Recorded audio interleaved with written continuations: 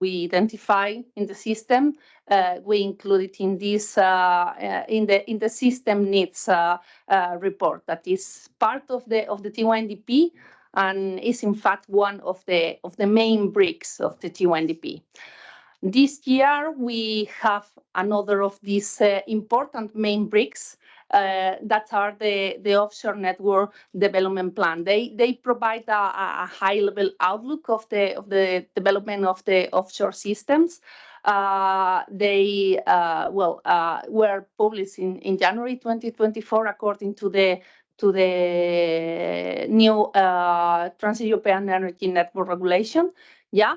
They have to be current with the T1DP process, and it's true that for this first time they have been published in January, while the rest of the T1DP will be published later. The alignment was done wherever was possible. Yeah. These first offshore network development plans have been used the scenarios of the 2022 T1DP, the previous scenarios. But right now we are already working on this system needs exercise that will complement somehow the offshore network development plans. They provide these preliminary offshore corridors. Yeah. And the system needs report will assess the best complement between the onshore and the offshore. So once we have the needs identified, the next step is the collection of the projects that could solve those needs. Yeah, so we invite project promoters to propose transmission. Yes, you can go back because we are still in the previous slide. Emil, I don't know if you have it. Okay, so we invite the project promoters to propose projects to solve those needs. Yes, and if those projects fulfill the administrative and technical criteria that are included in the guidelines for project inclusions, they can be part of the T1DP project portfolio, and therefore they can have a cost-benefit assessment. So here we are already talking about projects. Yeah. For the T1DP 2024, the project collections was done in last autumn. And for that call, the inspiration of the needs were the system needs exercise in 2022. The current ONDPs that we have seen this year, and also the system needs exercise that we will see in autumn, will be the inspiration for the project, for the call for projects for the 2026 T1DP. So all these 4 steps are responsibility of ENTSO-E and are related to the studies that I mentioned, and they fit in the PCI and PMI process, the project of common interest and the project of mutual interest that are responsibility of the European Commission, and that, as you probably also know, they are this level of the PCI, PMI implies that there are projects of European significance and have some benefits related to political support on faster permitting process and some special financing and even some grants.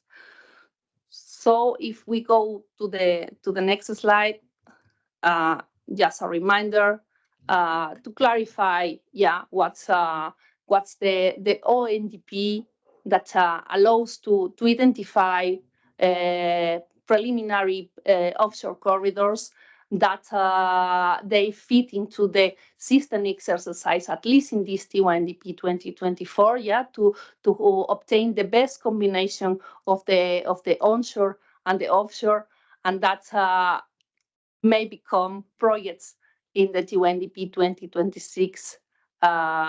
So that's the global view. Right now, we are still working on the CBAs of the 2024. The list of projects will be published very, very soon. But we are already starting to think about how the TONDP and the ONDPs of the edition of the 2026 will look like. So here today we want to gather your views. I can give the floor soon to Angie to explain what's the aim of the workshop. And for me, it's just to say that I will take notes. I will gather all the food for thought that I hope that arise today. I encourage you to give your views, ideas. And I think there is a last slide that reminds what are the reports of the TONDP 2022, the last edition, that high-level report, that system needs a study, and also the regional investment plan that in the next package will be complemented with the offshore network development plans. Thanks.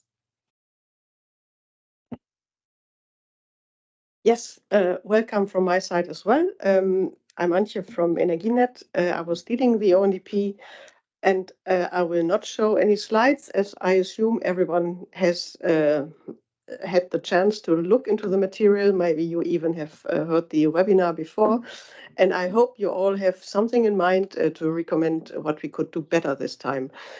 So what we did, in contrast to the T1DPs before, so we shifted our communication from talking about gigawatts and then, oh, permits are difficult, to something a bit more concrete. So now we showed route length and number of converter stations, number of substations, so that we have this shopping list, as we thought this might be what is needed for the European discussion. And yesterday and the day before, I was at the Offshore Wind Transmission Conference in Amsterdam. Some of you were there as well. And I noted happily that people actually read our material. So there were many, many references to the ONDP. People knew the figures even, and people showed elements from our product. And I was very happy and nearly embarrassed that on the second day, I should present it because I felt everyone knows it already. So this was very, very good to see. But anyway, there's always something that can be done better. And this is what we are here for today. And I really, as we all really hope for your input. So we will not talk a lot, but we will let you talk and invite you for vivid discussions to learn what we could do. So for the ENTSO-E and the TSO colleagues, maybe let's forget about the no hat that we sometimes have on our heads. So let's dream what could be the perfect product. What should we do? Let's forget about realism. So just imagine and then step into the feet of the one speaking, of our stakeholders, of the stakeholders we might have forgotten here. So what could be their need? What could be, how could we help? What could we do? Because at some points realism will take over, and then we will do from the, what? Closer to the microphone. Good. And then from the long and gross list that we do today, we will reduce to the short list at some point. But this is not the topic of today. So let's dream, let's be open, let's help whoever has an idea. And then realism is something for later. And to facilitate these discussions, we invited, the usual stakeholders like Commission actually initiating or giving us the mandate to work, and the member states, but they have Commission organized in parallel corridor meetings. So there are separate discussions where we get some feedback already. But again, let's step into the feet of the ones reading the material. So we will ask questions like, what do you use the ONDP for? What do you expect to find in there? Did we meet your expectations? What was missing? What was good? What is bad? Do you trust the information? If not, why not? So what are you missing? Then we also invited parallel projects, so science with DTU and North Sea Wind Power Hub, which is done by TSOs from electricity and gas, to show how they do it and to exchange experience. Do we do the modeling right? Are we too broad or too simple or too complex? So what is their recommendations? How could we do better? And yeah, do we miss any stakeholder? Usually citizens are not very well represented in all our events. Also today, no citizen organization, I noticed. But we all are citizens. We could also think about what do we expect? Usual questions, which was also discussed last 2 days, was does it impact the energy bill, the electricity bill? Are we able to calculate how it looks like with and without information from the ONDP? So what is the big picture? There are so many questions, and I really hope for good discussions today.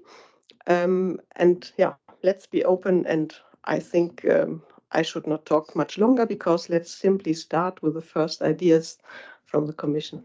Over to you, Raphael. Thank you very much, Antje, but I'm not sure I'm the right speaker to start off a dreaming session, but I hope I can contribute to think how this can be used further. I think that's indeed the purpose of today's meeting. But what I would do now in my presentation is to set out a bit again the context, at the risk that all of you know it already perfectly well, but I think it's a good starting point to underline again where we're coming from, and then to conclude with some initial kind of ideas on how this could be developed further. Also, looking at the exchanges we had already initially with the member states in our regional groups or in the high-level groups, as Antje referred to. Let's maybe, I don't know if we can have the slides here. We have them. Can I use? I think this is not the connection. Okay, so if you could maybe straight away go to the first slide. So just to recall, I mean, why we're doing all of this is, of course, driven very much by our energy and climate objectives, where offshore renewables take a central role. In order to achieve the objectives which are mentioned here. I won't read them out again. I guess you're all familiar with this. But also to, as a most recent context, you all may have seen the Grids Action Plan, which the Commission published last November, where also one specific action relates to improved long-term network planning, and where we also refer specifically on the ONDPs, if we call it a top-down approach from the ONDPs, how this can be used further in the TYNDP process, which Patricia has outlined in her first presentation. And I think that should also be something where maybe today's discussion could provide interesting insights and hints on how this could be done in practice.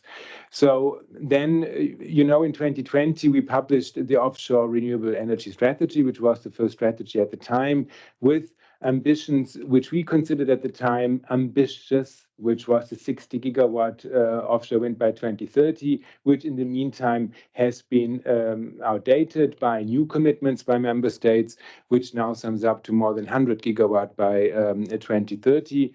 And that was one reason why we then last year published an offshore communication where we took stock of what was included in the 2020 strategy. And many of the actions at the time were implemented. And there we then set out a couple of new actions on how to make this happen.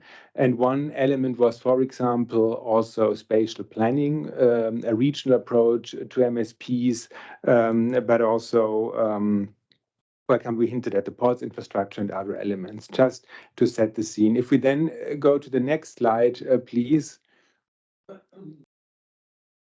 To go more specifically to the 10E framework, which basically provides for the basis of the work which has been done by ENTSO-E on the ONDPs. And Patricia mentioned earlier the projects of common interest, which are selected within the 10E framework. And the four boxes here captures the main elements, and the revised 10E includes this new reinforced approach to offshore grids and offshore renewables. We have specific offshore grid planning provisions, and the PCIs then benefit from enhanced regulatory treatment and accelerated permitting provisions. But let's focus now on the offshore grid planning provisions, which the big steps are here at the bottom of the slide. With the first step that happened in January last year, member states agreeing to non-binding offshore goals until 2050 with interim targets for 2030 and 40, which provided the basis for the work Antje, Francesco, and all colleagues did then over the last year, which resulted in the publication of the ONDPs last month, already 2 months in January. And the next step, which you see here, is then the cost-benefit cost sharing, on which the Commission is currently working on a guidance document, which I will explain in a bit more detail in a second, which would then lead to updated ONDPs, also based on the application of the cost guidance. But let's go to the next slide, where we go into the different steps outlined here in more detail. As I mentioned, the non-binding agreements. We have now the new ambitions per sea basin for the 3 target years. We see here that the ambitions are quite different for some of the sea basins, with the North Sea clearly having the highest ambitions. Then the second step, Antje explained it in detail. We have the ONDPs, and it's very good to hear that they have been read and they are really taken as a basis for further work, for strategic guidance, as they were intended to be. If we move to the next slide, which brings us then to the third step in this approach, which is the cost-benefit cost sharing for the sea basin infrastructure. As I mentioned, and as some of you are involved in, we are currently collecting input to a guidance document that the Commission will publish in June this year. This is then to be applied by ENTSO-E to then, as explained in the previous slide, to update the ONDPs. And we have at the moment ongoing a targeted survey. Some of you might be working on preparing input to this, not the discussion of today, but the deadline is 8th of March, and there will also be a workshop, a dedicated workshop to discuss this in more detail. Then we have the revision of the offshore plans / the non-binding commitments, which are due already end of this year, when member states will have to confirm or update their non-binding commitments. We know that in some member states, which have provided ranges, for example, last year, there are ongoing public consultations, which are expected to be concluded in autumn, which would then allow to have more, let's say, consolidated numbers in these commitments, which would then help ENTSO-E for the second edition of the ONDPs to work on the basis of these numbers. And this is then, I think the major part is then the inclusion of the ONDPs in the TYNDP process. Patricia mentioned it in the needs system needs assessment, which is ongoing.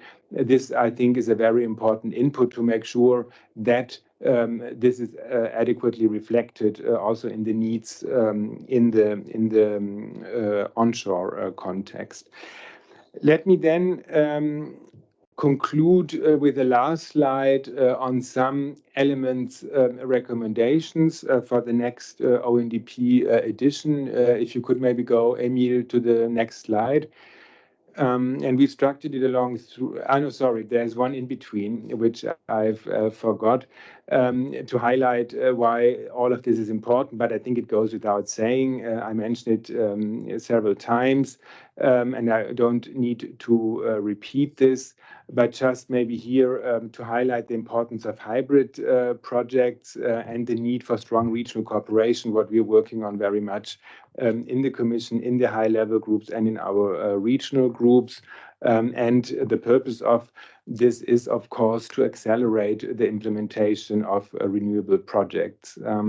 But let me then go to the last slide, as already announced, which is about the recommendations, and we've grouped them basically in three different, let's say, categories. One is horizontal recommendations, and this is about more the procedural side of things, where we would recommend that the ONDP elements, if I can call it like this, are approach to what is done in the TYNDP. I mean, the first ONDP was done under tight time pressure, as we all know, and we appreciate how ENTSO-E involved stakeholders in the process. But if there's more time, I think there could then also be more elements of and more time for stakeholder consultation on the methodology to ensure robustness and transparency. And also then this would then entail a certain level of synchronization with the TYNDP, both in terms of the timing, but also again on the approaches when it comes to public consultation. And we also think it's important that the non-binding goals, as they will be confirmed, updated by the end of this year, will serve as basis for the plans. And the fourth horizontal point builds on the chapter on environmental consideration, which were included or are included in the current ONDPs, I think, which was provided by the Renewables Grid Initiative, which we will hear in a second, which I think is a very good element in the ONDPs. And there we might reflect further if other topics should be or could be covered. For example, offshore security, which is a topic that becomes more and more relevant in this context. When we maybe then look specifically on electricity, I mean, there is the onshore grid reinforcements, which is a very important topic for various reasons. You're all familiar with the discussion. One is to make sure that the electricity can go to where it is needed on land, obviously, but another is, of course, also that the discussion appropriately reflects the non-coastal member states, which may have less interest in the offshore grid reinforcements as such. And then another question on the electricity part is the approach to hybrid projects.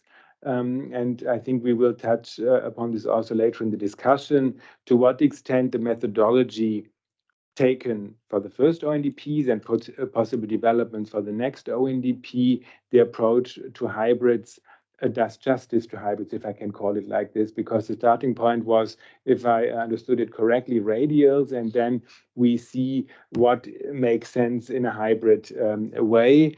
And I mean, I would be very interested to hear the views of participants in this webinar, whether they see a need to change the approach and how it could be changed. Then last dimension, hydrogen. As you know, in the 10E regulation already, there is wording that basically requires ENTSO-E to also look at the hydrogen angle when developing the ONDPs. And this requires then, I would say, for the next ONDP, involvement, better involvement, if we can call it like this, of the hydrogen network operators to make sure this is adequately reflected. And this, of course, then raises questions around the data to be used on hydrogen. And this is also something which we will pick up with member states in our discussions. For example, in the context of the updated non-binding goals, there might be some member states that would want possibly to include also information on hydrogen in an annex. We had annexes also in the previous round. I mean, this is something to be discussed to facilitate your work. You can only work if you have data, right? And the data need to come from somewhere, and it should be data that are validated by the relevant actors in the process. And we put here a question mark whether PCIs, hydrogen PCIs that are on the current, the new to be to enter into force, hopefully in spring, a PCI PMI list, which could maybe help inform this work on hydrogen. The situation is different depending on the sea basin. In some, we do have some hydrogen project that could be relevant, in others we don't. But again, a question mark that could be further pursued in the discussion. So that were my points to hopefully kick off the dreaming. But I'm now eager to hear other comments and ideas. So thank you very much. Thanks, Raphael. We can now go to Madeleine, who will connect virtually and present the ideas, recommendation, and relevant points for the next ONDP on the perspective of Renewable Grid Initiative. Madeleine, to you. Hi, thanks. Can you hear me well? Yeah, wonderful, great. Then I would just start by a very fast presentation of who the Renewables Grid Initiative is. So for those who don't know, we bring together TSOs and NGOs for an environmentally friendly deployment of grid across Europe. You can see some of our members, well, all of our members on the map. And we've been looking at the offshore environment since 2015 with our first study on subsea cables. Then in 2019, we had our Marine Grid Declaration, and in 2020, we launched the Offshore Coalition for Energy and Nature, which brings together TSOs, NGOs, and the wind industry for an environmentally friendly deployment of offshore wind and grid in the North and Baltic Sea. Last year, we launched the sister coalition, Med-Ocean, that also brings together NGOs, TSOs, and wind industry, but in the Mediterranean basin. And thanks to those undertakings, we've been gathering knowledge on how spatial planning can support a sustainable development of offshore wind infrastructure. And that's what I'm going to go through now. So my next slide is first about the special requirements of decarbonization scenarios at the EU level. So this is based on a report published by RGI a couple of months ago that compared 4 of the available decarbonization scenarios for Europe to transition to climate neutrality by 2050. The scenarios have been developed by different actors and differ a bit differ in terms of targets and drivers. Clever, the first one, was developed by Negawatt. The PAC scenario was developed by CAN Europe and the European Environmental Bureau and is aligned with the Paris Agreement objective of limiting global warming to 1.5 degrees. And the two on the right, distributed energy and global ambition, have been developed by ENTSO-E and ENTSO-G and are the basis of the ONDP.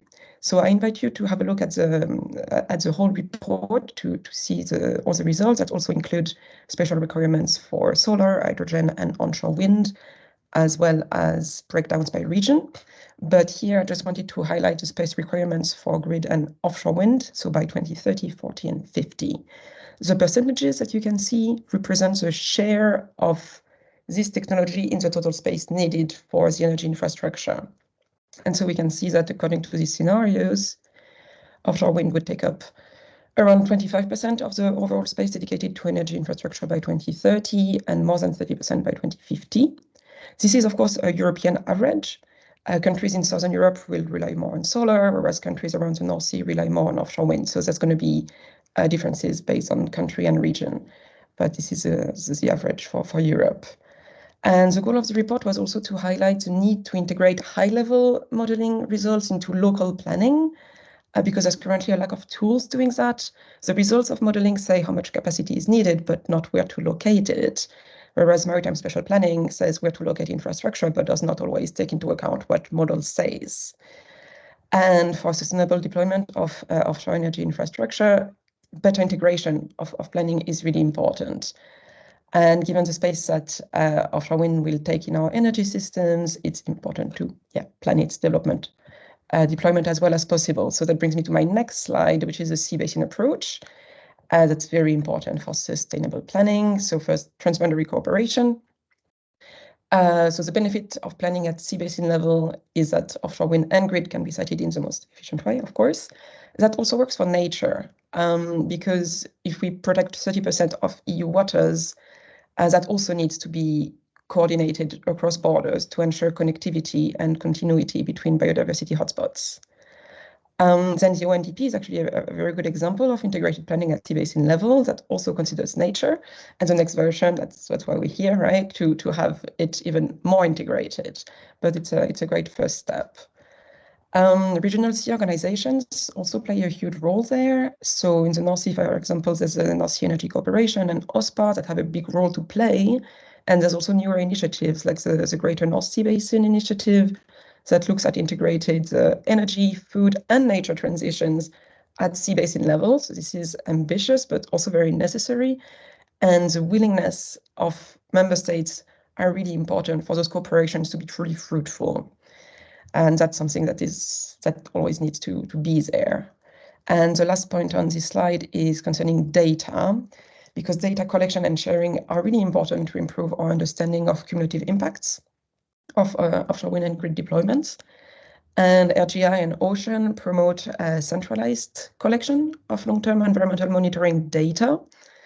Models where there's cooperations between the government, research institutes, civil society, and the private sector can be really interesting.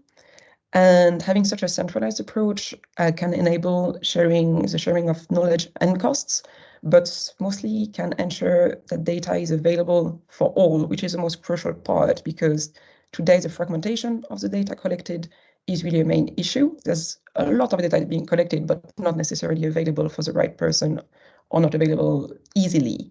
And that's really something that needs to be improved. A lot can be done to build data models in each member state that improve how data is collected and managed and how it's made available in the end. And then I would move on to my last slide. So for true sustainable planning of offshore wind and grid and nature conservation, we need to adopt an ecosystem-based approach to grid planning with a strict application of the mitigation hierarchy. So at the planning level, avoidance of impacts is the first step. MSP plays a big role there. Sensitivity maps can be used in the process in order to site infrastructure where impacts are minimized. It's also, again, very important to have a network of marine protected areas. As I said before, connectivity between MPAs is very important, both for mitigation of climate change impact, because marine protected areas just can store more carbon when they are bigger and better connected, and also for adaptation to climate change, because it facilitates migration of biodiversity when marine protected areas are connected. So MSP here has a huge role to play to better integrate MPA designation and offshore wind and grid areas designation. The next step in the mitigation hierarchy is to mitigate. That's mostly done at project level, where you can limit habitat disturbance by selecting right timing and location, reduce underwater noise by using adapted devices and also good timing, and limit collision risks by reducing the speed of vessels and the number of trips during the construction. The last step is to compensate. That can be done, compensate the residual impacts. Their nature inclusive design on site is very interesting. There's a lot being done. You can see the top picture. It's fish hotels installed on the grid infrastructure by TenneT. And the second option is restoration, which can be done offsite. That's the second picture at the bottom with Posidonia seagrass recovery done by Terna in the Mediterranean Sea. Ideally, the restoration areas should be integrated in the planning, which is the point of the recently approved nature restoration law. And so that's something that will need also to be integrated much more in the future. Restoration can also take place on site. And actually, it's been proven that the exclusion of certain fishing gears along grid corridors have really benefits for biodiversity. So really a lot more can be done. There's a lot to explore there, a lot of potential to tap into. So yeah, that's it. A lot can be done to support a fast integration of renewables and the conservation of the marine environment.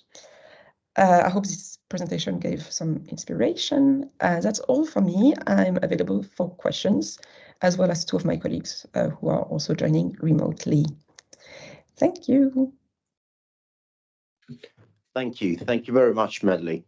So Now we pass to the first discussion slot that we have today to both raise question on the content presented, but also to stating your views on what should be the recommendation, the general recommendations for our work.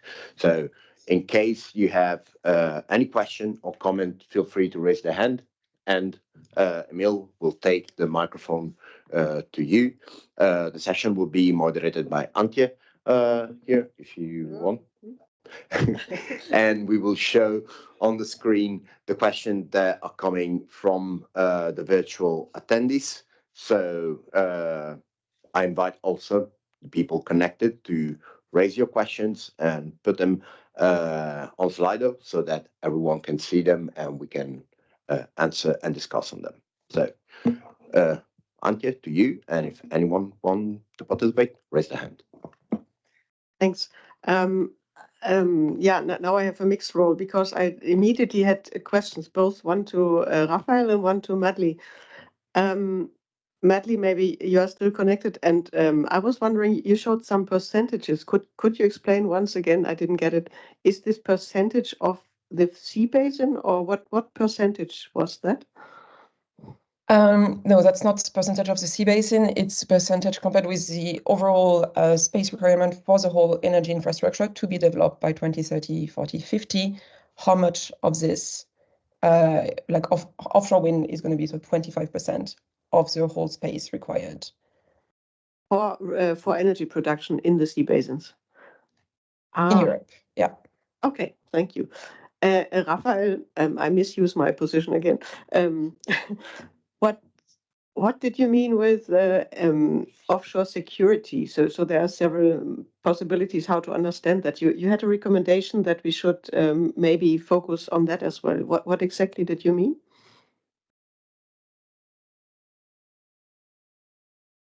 Well, that's a very good question, which we're discussing also internally. I mean, of course, offshore security has, as you said, different aspects. It can be cyber security or it can be a physical security. And I cannot give you a conclusive answer. What would be the best take? I think that's really something which, if this is also a topic where others would agree it's worthwhile pursuing further, we should engage in a discussion what would be the best angle ENTSO-E could contribute to. I don't have a conclusive answer. It was more something to throw it into the discussion. Again, we follow it also in some of our high-level groups as a topic. Yeah, so we should continue this if people agree, but it would be good to have others' views. Could I maybe, Antje, also take up the question which was submitted through Slido so that we pick them up as well? I mean, from my perspective, it very much relates also to the system integration, because if we touch upon hydrogen more in the ONDP work, it also contributes to looking at two energy vectors in a more integrated way, which is one part of working towards a system integration. And it's also something I mentioned at the beginning, the grids action plan, to which our discussion also should relate to, specifically in the T1DP context, which is then more for Patricia, to look more into the different sectors and to specifically invite also ENTSO-E to engage with the relevant stakeholders, looking beyond only electricity, to also look at hydrogen, to look at charging needs, which comes into play, but also then to the extent a CO2 related element. So I think it very much features in our discussion, system integration.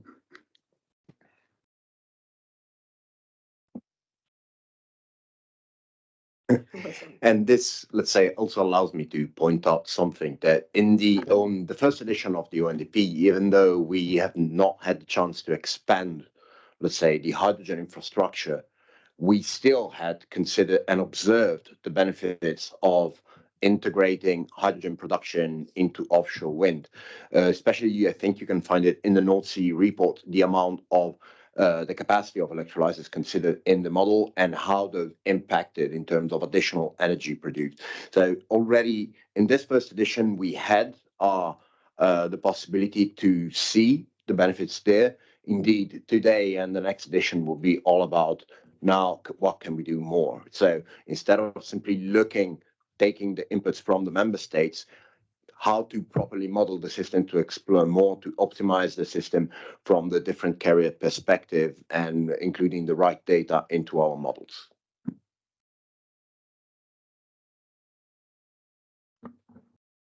There's the next question. Does the work also relate? No. When when is the expected next member state update on non-binding agreements? That's Christmas Day. It's 24th December. And how can they become official part of national energy strategies, NECPs, and goals? Actually, there I hope that member states do know of their obligations to, on the one hand, deliver the NECPs, and on the other hand, the ONDP basic figures, so that they automatically match. And I'm rather sure member states are aware of this and take care. But maybe there's some member state online wanting to comment on that.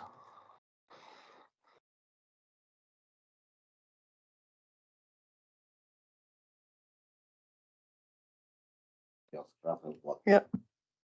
I would ask Raphael what you think about this question, because indeed there is a challenge from passing from the non-binding, let's say, nature of the agreements to then the national plans and the NECPs, for example. Indeed, but there's also, of course, the timing issue. I mean, the NECPs, I mean, they're now being revised based on the Commission feedback on the draft updated NECPs, and then the submission date of the revised NECPs are before Christmas Day, when our updates of the ONDPs are due. So, but of course, it's then for member states ideally to coordinate the processes.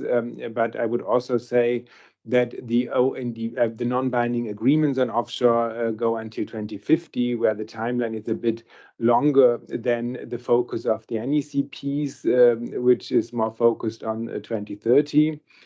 But also, I think it's important here what we encourage member states in the NECPs to also, if possible, include technology-specific kind of breakdowns to also encourage where there is a potential and the wish to do so, to also look at other like ocean energy technologies, to not forget these kind of technologies that are not so much in the focus of the discussion. Like, I mean, we're always talking about offshore wind.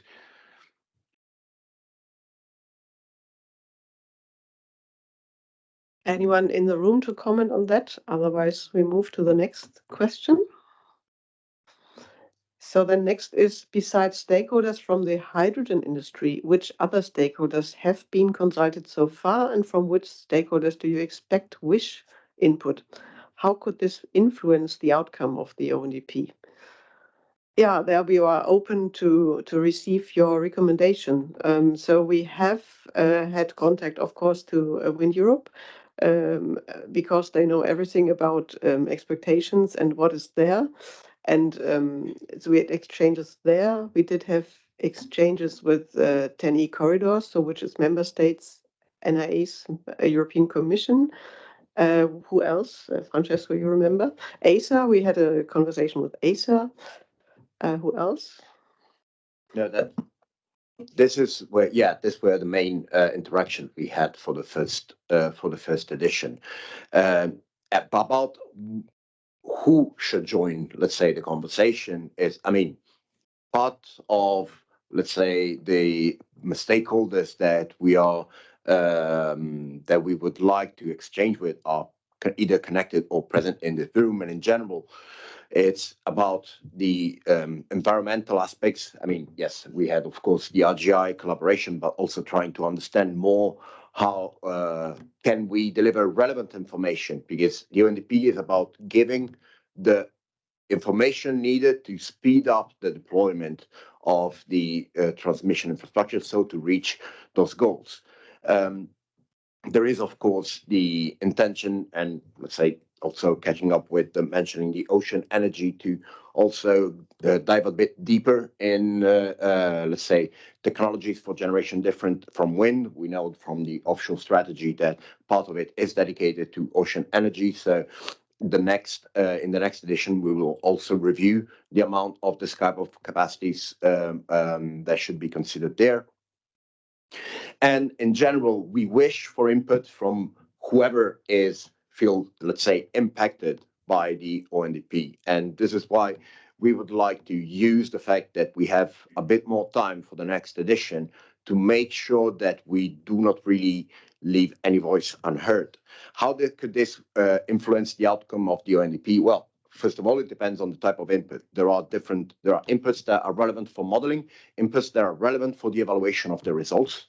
There are inputs that are relevant to define qualitative characteristics of the results that is not really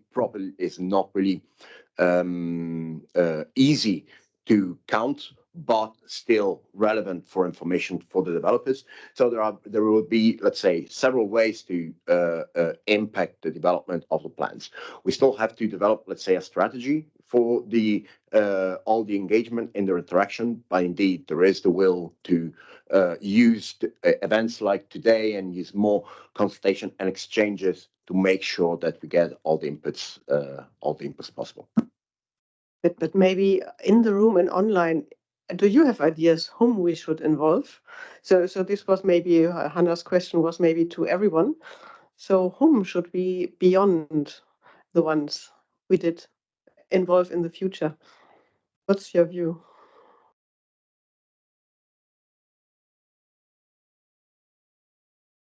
I see smoke out of your heads.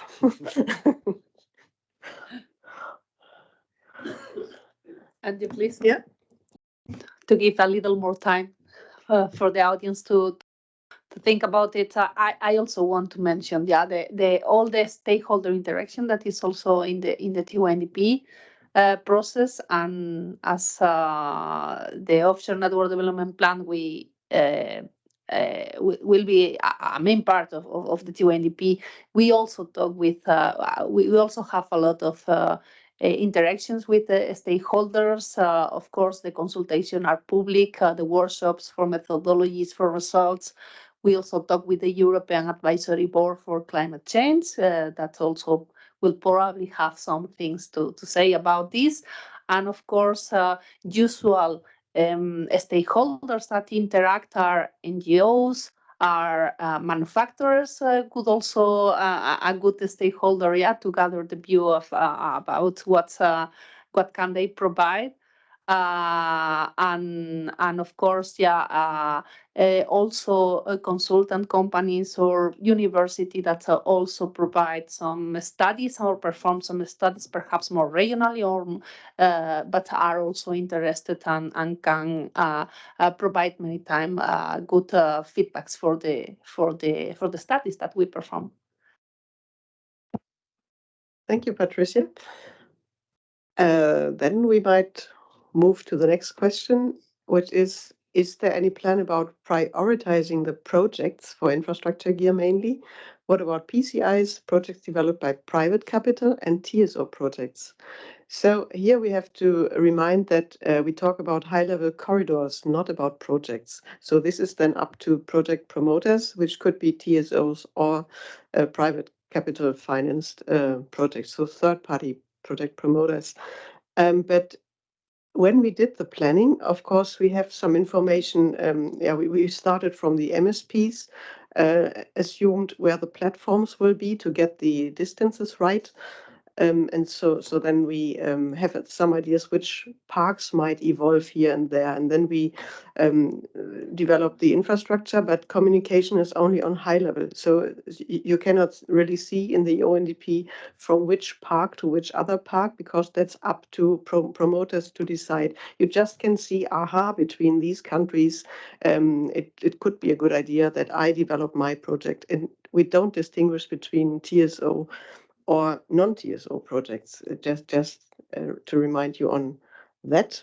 And therefore, yeah, all this PCI and so comes afterwards. So when we are then in the project phase, Patricia explained, when we come from the needs identification to the CBA phase, then promoters send their project into the process and they become PCI or not.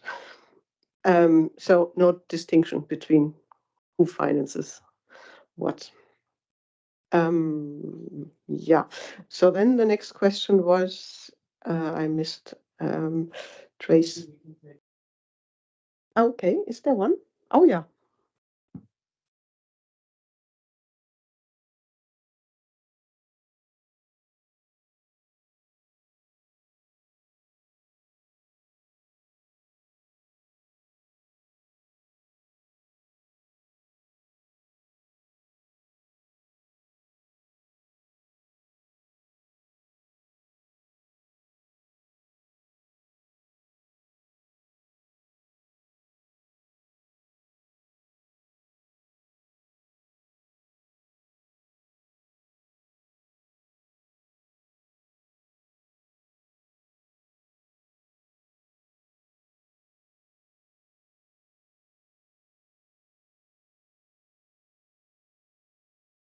Maybe Madly, did you hear that? Maybe you can help here with answering that.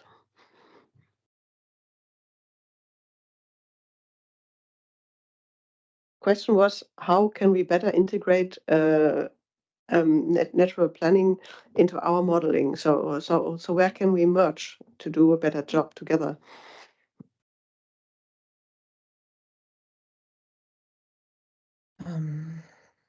I don't have a good answer to this question. I also don't see it on the screen, though, to be honest. It was asked in the room by Jason from Tenet. Okay, that's fine. I don't know if any of my colleagues can come to my rescue here, how to actually improve the connection.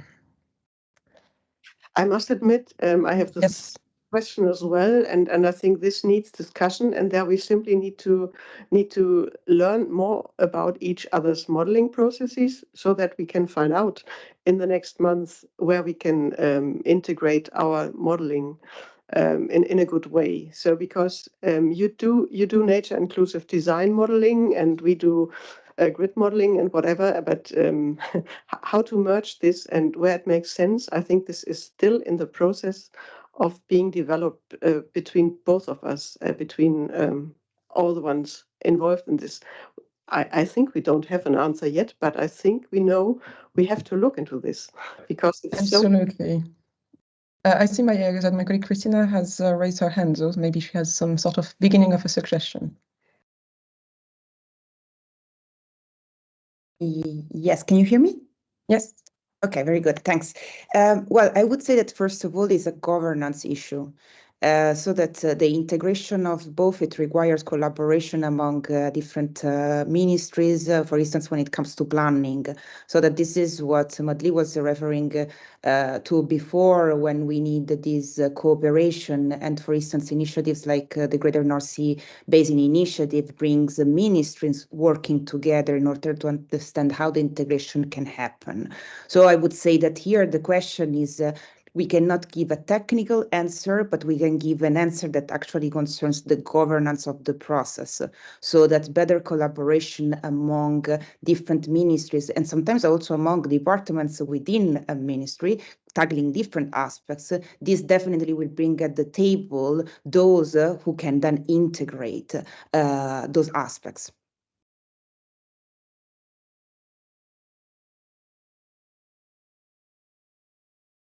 Okay, Andre from RGI, you have yes, thank you. Can you hear me? Yeah. Yes. Okay. Yeah. Thank you for these questions and yes, and for the answers. And just to complement Antti, what you said, I agree that, let's say, more structured collaboration among people that are carrying out those, let's say, studies that are going into different disciplinary directions is needed. And I would start here also from the from the guiding principle how the studies are being done, because within the modeling of the grid or modeling of the system, the guiding principle is techno-economic optimization. But the optimization itself can go beyond techno-economic aspects, also including environmental or social concerns, and to see how they could be integrated and or incorporated into the model differently.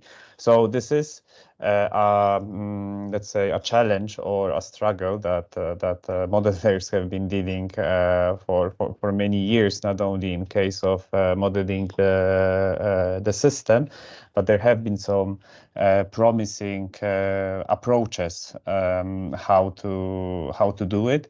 We are also investigating internally how to manage this this challenge, but of course, and then we are open for also talking with other experts on that point. So on the one hand, what Christina mentioned, the collaboration or more horizontal collaboration between different entities is needed, but let's say from the methodological point of view and the tools that are being used, it's I think it's a matter of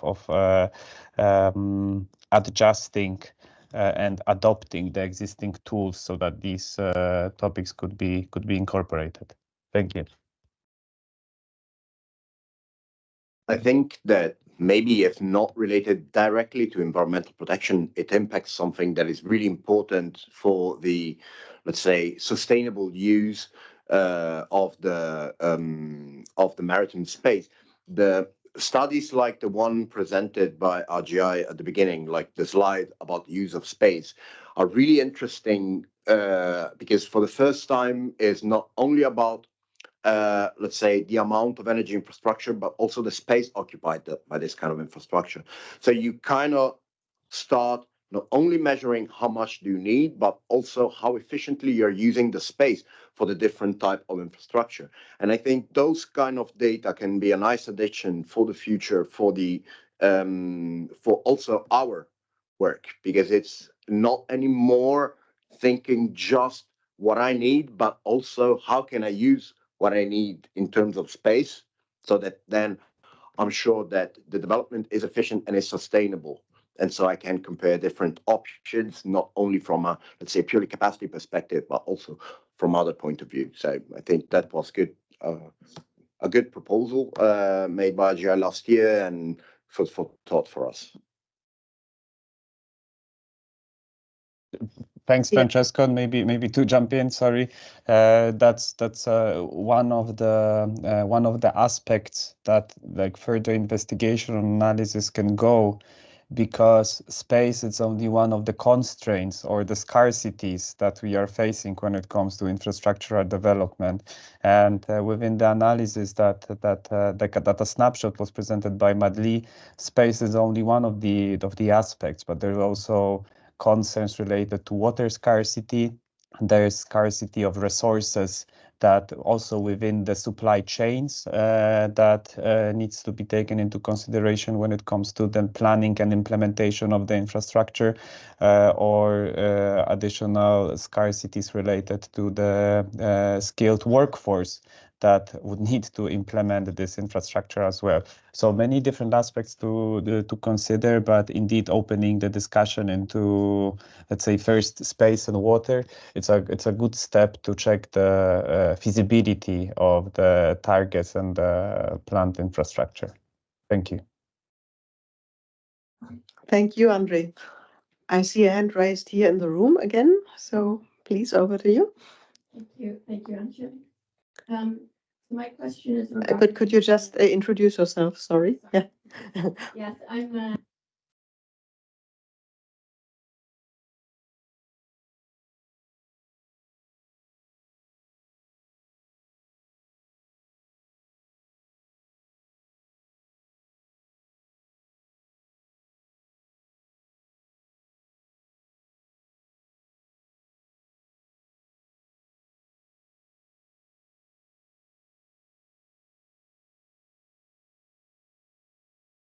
Sure, this was one of the results. We investigated how much is connected in which way, and the results was meshing. So I always avoid to talk about meshed grids because it raises expectations which are not really there. So we found by the methods and with all the limitations of the study we did under time pressure, we found 8 to 14% will be meshed. But anyway, depending on this availability of DC breakers or not, we have either these 8 or these 14. But in terms of new interconnections between countries, this would make up to 30% of what we have identified in the TYNDP 22 for entire Europe. So it does not look a lot, but it really would make a difference. So 1/3 only in the sea basins of what had been identified before. And this is then the meshing, but it might not look very impressive, but it makes a difference. So it was included. This was the topic of the ONDP to look into how much is radial, how much is not. And our target was it was this shopping list. And therefore, this time we do talk about how much infrastructure is needed to just connect all this to the member state targets. And we did not spend that much space in our reports before because it was not the task, but now it was the task.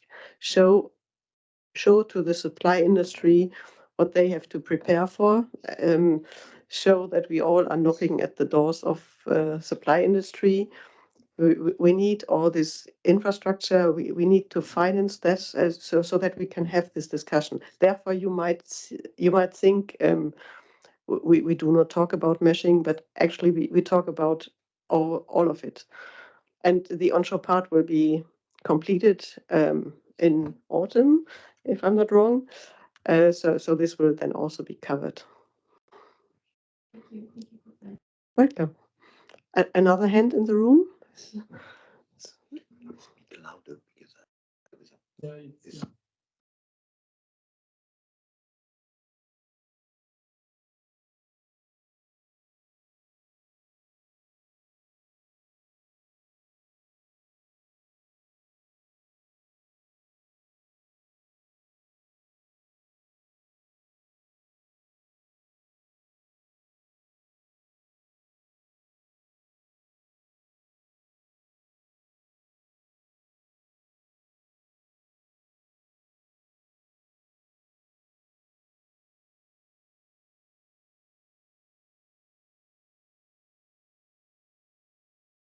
Ben, again, it might be a slight misunderstanding. So we did model the onshore grid because we used our pan-European model where onshore and offshore is included. What we not have done is optimizing the onshore grid, so increasing this as well. This will be done actually, we're working on this now and publish this in autumn. But we did use a pan-European model, but only without optimizing the onshore part. And so the energy had to use the infrastructure that was available in the TYNDP 22 model to reach the load. So, and of course, we expect the onshore grid will need to change to reach the load properly. And that part was missing, yes. And from TYNDP 26 onwards, when we will have merged the products into one process, this will be done in the same step, so that it was just to bring the first product on its way, and now we try to merge it into the ongoing process. But from 26 onwards, everything will be holistic planning. Hopefully also in a good way across sectors as well. We're still thinking and discussing also with gas and hydrogen colleagues how to do this exactly. But this is what we are working on. And you still use the zone and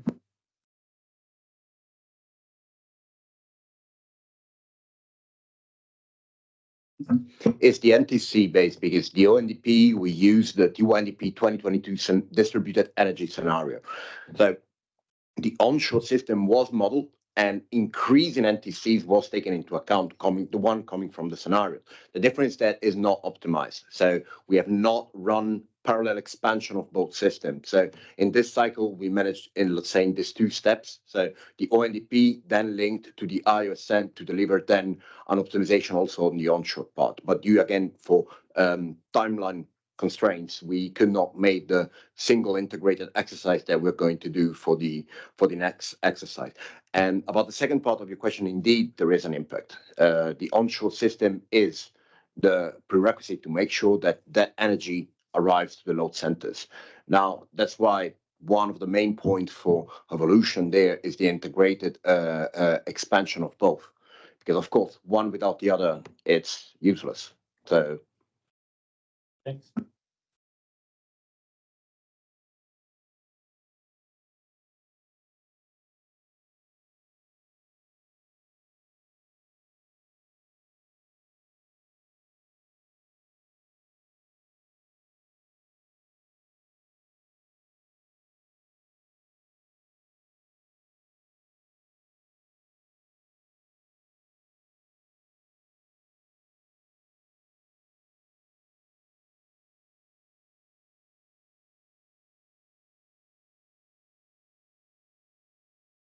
In this first, the model that we use for the first edition was modeling, let's say, the cross-border exchanges. So basically, the national system are, pass me the word, shrinked into the market areas of the different of the countries that not always are the same bidding zones. So let's keep that topic aside. But indeed, when we take into account the transfer capacity between two nodes, normally is between two countries. So we kind of like compress everything into the cross-border exchange. We don't go into, let's say, analysis of the national constraints, to put it that way. But anyway, we mentioned those two steps. One is the identification of the needs, both offshore and onshore. Another thing is the proposal of projects. And when in the TONDP we make the call for projects, that means that the project promoters could also take a look to those needs and try to accommodate also with the national needs. So for some of the internal reinforcements could be possible also to make a kind of cluster when they make the proposal of the projects or something like that. And finally, both the European and the national planning have to be consistent. So, well, there are different steps that have to be coordinated. Maybe time again for a Slido. So, and then I start from the top because it's liked, and so we take it in prioritized order. So there's one like for the question, how to link with national hydrogen strategies with ONDPs. So far, if you have ideas, please help us with answering. So far, our idea is that we ask the member states to, if they can, please deliver beyond their obligations from the 10E regulation, also national hydrogen strategies into the process, hopefully even together with their 24th of December delivery. So if they can, this would be really good. Otherwise, we use several scenarios. In the TUNDP, we have this bottom up. We have the national trend scenario, which should be the same as NECPs. And it should be included there as well, hopefully. And then we have the top-down scenarios where we simulate how the situation could look like. Then it would be based on simulations, how and where the hydrogen might be placed in the European system. But it's always good to have as much as possible credible input from the ones who might know better than us. So that's how we think currently, but things are always evolving. Anything to be added? No. Then we move to the next question. I have no idea what's the timing of this session, by the way. I think that we can take a maximum. Let's finish these two questions. Exactly. Exactly. Okay, so then the question from the top regarding the price convergence that results from the creation of hybrid energy flow corridors that will be balanced price between markets that are now interconnected. Are any tools already foreseen to this balance can happen between countries? Whew,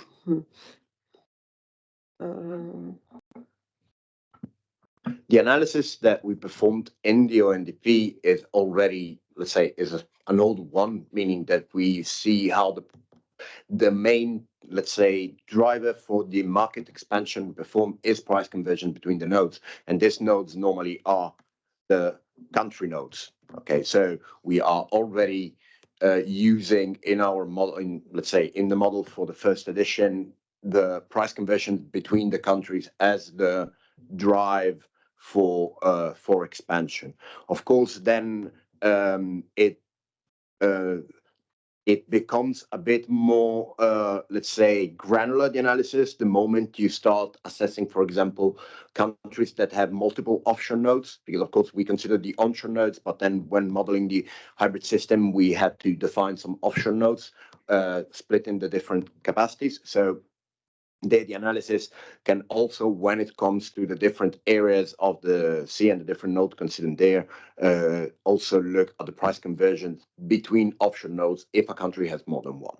But the base of the analysis is, I can confirm, is the price conversion between the two countries, because that's the granularity that we have used in the first edition. a hand in the room. Could we take that, Emil? Run. No, that would be the next question. You want to refer to this?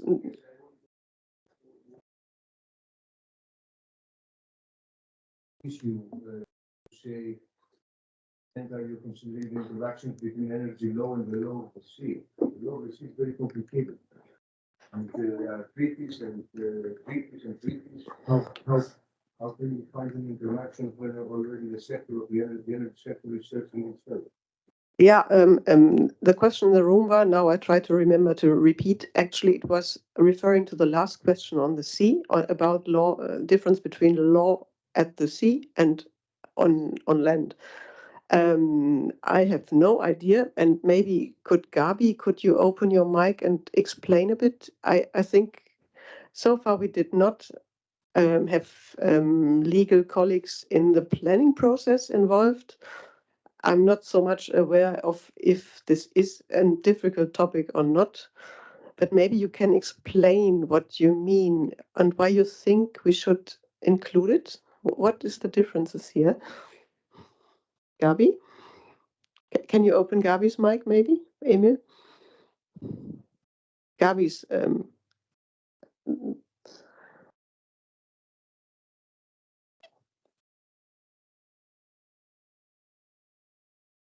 Could you raise your hand, Gabi, that we can find you in the hundreds of participants?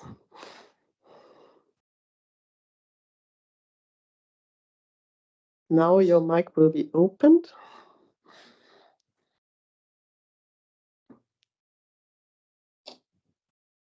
Emil works on it. Should be able to. Now you can take the floor. Gabi?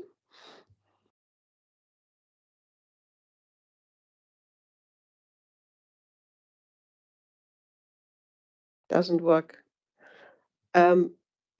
But we take it on our long list to think about that, and we might ask the lawyers we know about what we can do and if we should do anything there. I have no idea, I must admit. It might be a point. It's a political issue. Okay. But in fact, this connects to the point about spatial planning, which is an input for us. We start when assessing the location of our infrastructure. The maritime spatial planning for us is a key tool. So improvements there, I mean, and in some basins, it's already quite advanced, but the overall improvement of the use of MSP by the member states for us will be critical to make our analysis more and more precise, because to identify generation, the location of generation, and to identify the routes. And if a route need to modify, or a corridor need to modify, the MSP is key. we cannot simply claim space for ourselves as TSOs. We need to use data coming from the governments. And as you were mentioning, the political agreements also run in a country to split the basins. For us, it's a direct input.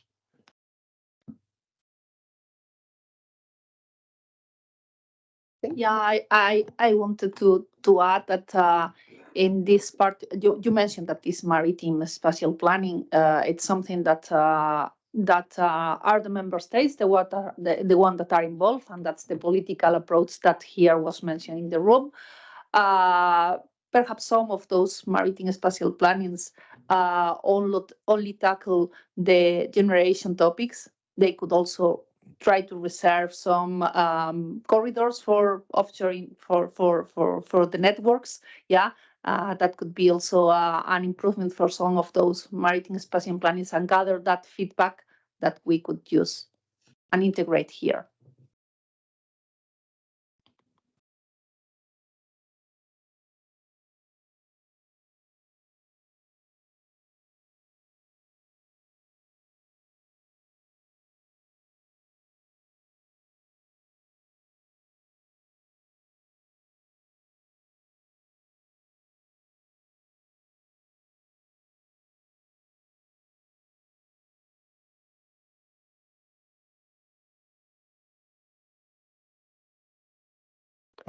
That opens another discussion actually. So about financing of this infrastructure projects and the corridors, and if we can somehow, or if we should, I have no idea, include these aspects as well. So kind of a probability of what might appear or not appear. Maybe this is something to consider. But we have not. The financing aspect is not part of it, but it is part of the entire ONDP goes into this next phase where the Commission is currently working how to share the costs, and I think private. Yeah, maybe that's something for one of the next sessions here. But yes, thank you for your comment.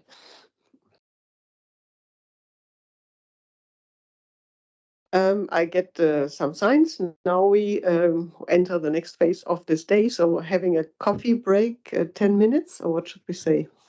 So then let's reconvene at 11:30.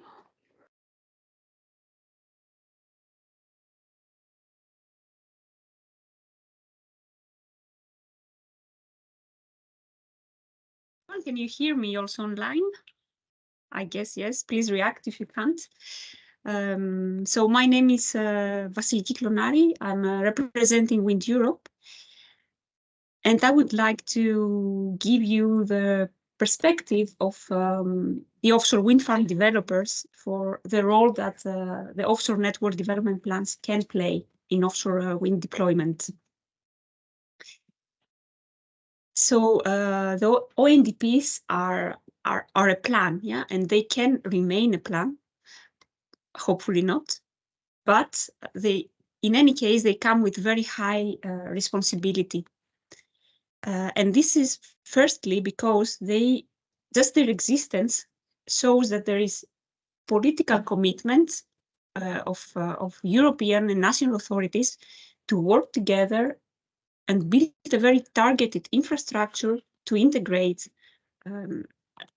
these specific offshore generation technologies. This is a great success for the offshore sector. And as I said, just because by default, just because they exist, they can significantly increase investment certainty for offshore wind energy. Then depending on their quality, they can also set trends, so signals for system integration options, technology trends, which also come with very high responsibility because they actually will drive investments in supply chain expansion and in which specific, for instance, manufacturing capacity will need to be reinforced in Europe. And finally, they are a dynamic collaborative framework for relevant stakeholders to identify gaps and challenges altogether. So where do the ONDPs fit in the general infrastructure exercise? Can we please move to the next slide? But just there are many transitions, just have them all. More. Okay, no. Yeah. So today we have in Europe 2 or maybe 3 parallel work streams that affect one way or the other decisions about infrastructure planning. So we have scenarios for demand and energy supply, the T1DP scenarios and the Commission scenarios. We have targets. We have the Union's targets for climate and energy. We have national climate and energy targets. Some countries have national offshore targets. And then we have plans. We have the T1DP, the ONDPs, and the national network development plans. And of course, we also have now the sea basin offshore targets that are the starting point for the ONDPs. So it is a very complex exercise. And our view is that some of these elements here are very well by default connected with solid links, but we think that some important links in this whole exercise are missing today.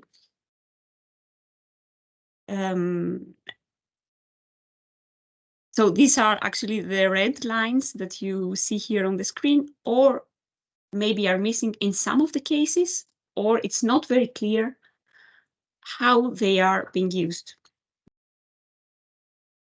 These missing links can actually create inconsistencies in the whole planning exercise that can have major impact on how national and European funding budget is being used to develop the infrastructure, or how this is planned.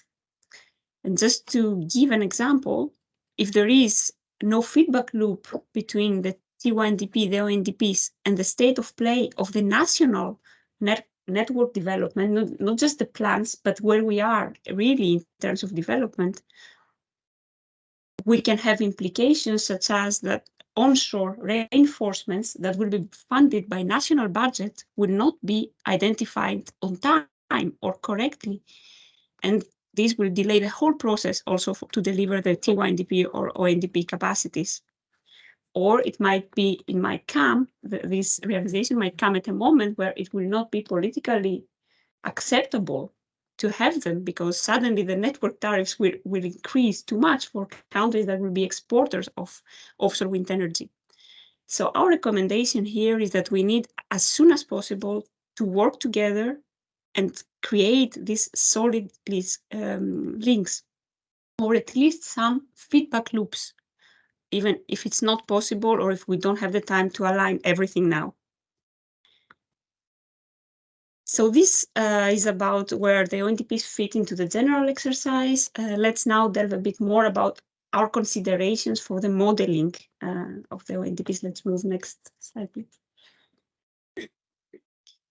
Yeah, I would like to focus our recommendations, our considerations on 2 big categories of system integration aspects and technology aspects. So for this first version of the ONDPs, it is very understandable why decisions of the simulation, the modeling has been done considering. So please go back to the modeling has actually been done considering also the very short timeline, has been done based on projects that will most probably be there. But for the next versions, we need to start having a much deeper engagement and much more forward-looking approach. What you can see here on the slides, on the map that is on the left, you can see all the wind farms, offshore wind farms that are now operational in Europe, under construction or under permitting. And most of them, the ones that you see there, so every dot is a project. Most of them are will be online by 2035. So we expect many more than this. Yeah? And then what you see on the map on the right is the offshore hybrid projects that are now in the PCI list. And by the way, most of them are still just in concept phase. So we are not even sure if these are happening in reality. You don't need to be an expert to understand that there will clearly be an issue with, for instance, landing points. It is so dense, and this is less, it's much less than what we will have by 2050. And some countries are actually already struggling. So we really need to have, let's say, a larger consideration of aspects that will affect the planning of the infrastructure, and not, it can be in the ONDPs, it can be later in the T1DP process, but somehow this needs to be integrated and not just focus on how much it costs to transfer energy from offshore point A to offshore point B, and what technology is used just for this small part of the system. And this discussion will become even more complicated when we have a third integration option, for instance, with production of offshore production of hydrogen. And now maybe going more into the details about the radial and hybrid system integration option. I would like to make one major point here. So when a wind farm developer is assessing whether to take a final investment decision for an offshore wind farm, there are many aspects that need to be simulated, but three that are very important are the volume risk of the specific project over its lifetime. So how much generation the project will be able to supply to the grid. The price risk that depends on the volatility of the energy, electricity markets. And of course, CapEx related to grid integration, which technologies will be used, how. So these elements will need to be considered regardless of whether the project will be connected radially or hybrids. However, when a project has reached, is very mature and has almost reached final investment decision, or has reached and has, for instance, a contract for difference with already agreed price or a power purchase agreement, these elements are already frozen. They cannot change. They cannot change, for instance, because of the ONDP simulation that is a technology cost-based, mostly simulation. So we think it's very important in the whole exercise to include somehow a project per project loop. So to work very closely with national authorities and TSOs, and with a forward-looking perspective to see which capacity is connectable radially, which capacity is connectable hybrid, even if there are no projects today, but considering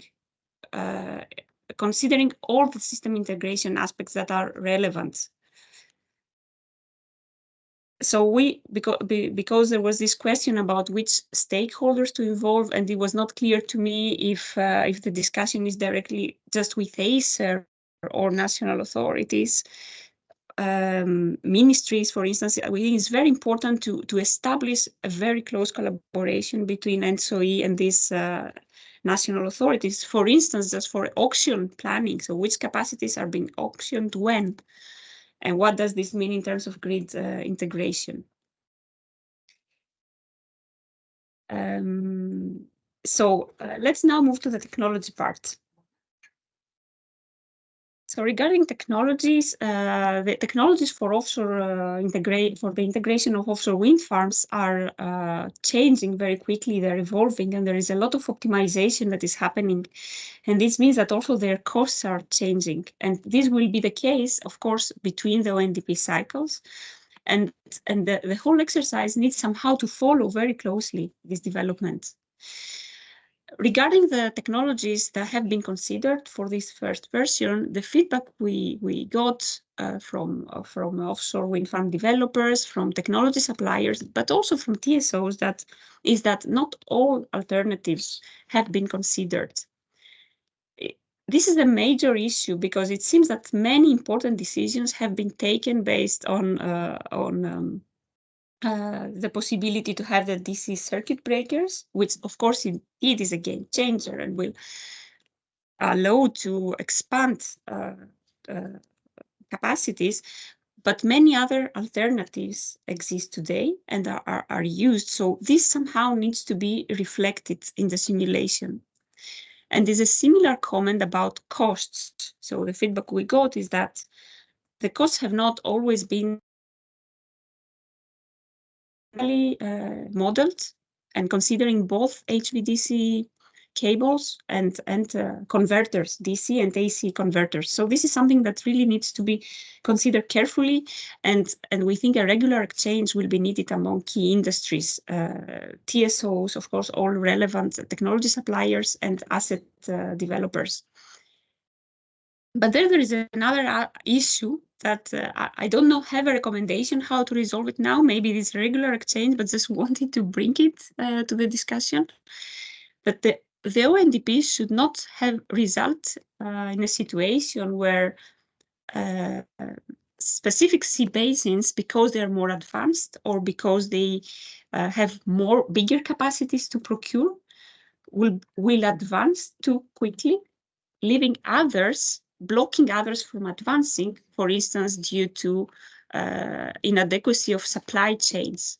So there needs to be somehow a coordination also on manufacturing capacities, reservation of manufacturing units. So exactly how we plan to supply all these and be able to deliver these plans.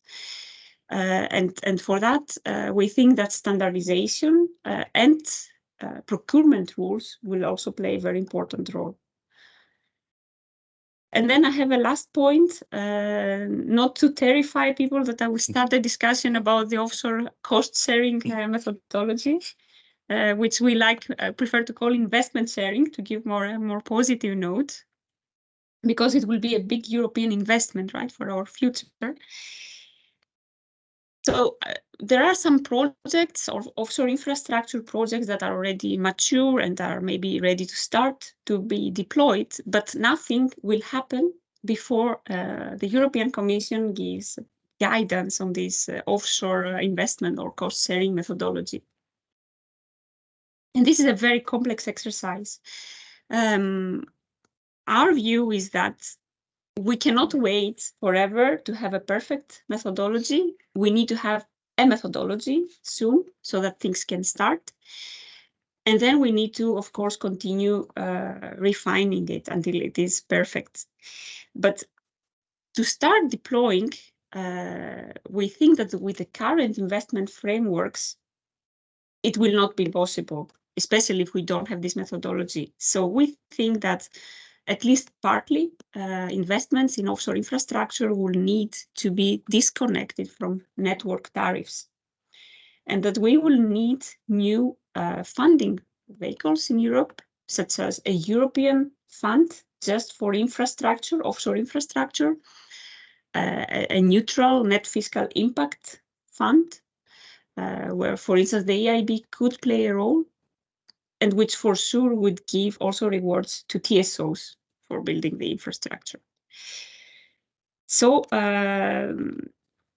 in this way, we can start, at least for the first projects, while refining the methodology and sharing benefits and costs. Thank you. And let me know if there are any questions or additions.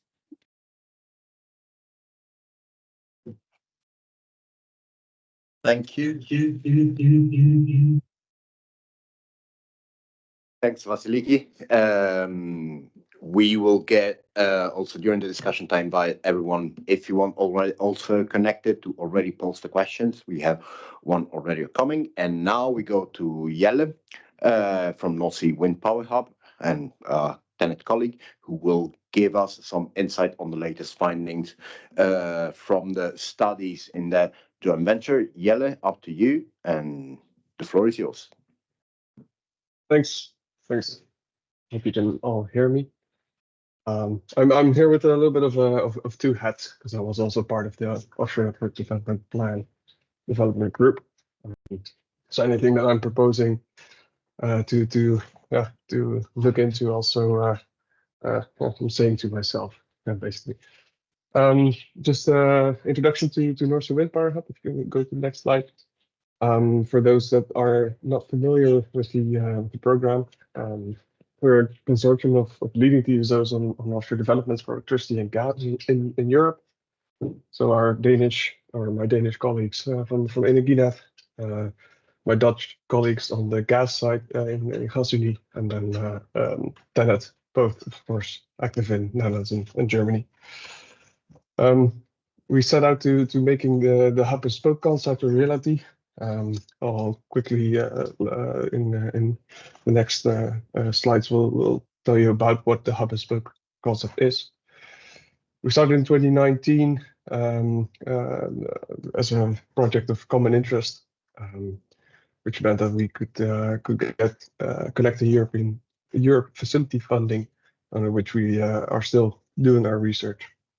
And yeah, with that funding, we made substantial progress in shaping the hub and spoke concept. What we did over the last 4 years, we call ourselves a credible voice and knowledge builder in North Sea offshore wind development. We published over 40 technical studies and discussion papers on our website, northseawindpowerhub.eu. We've held many presentations such as these at international conferences, and we've engaged over 200 stakeholders across Europe.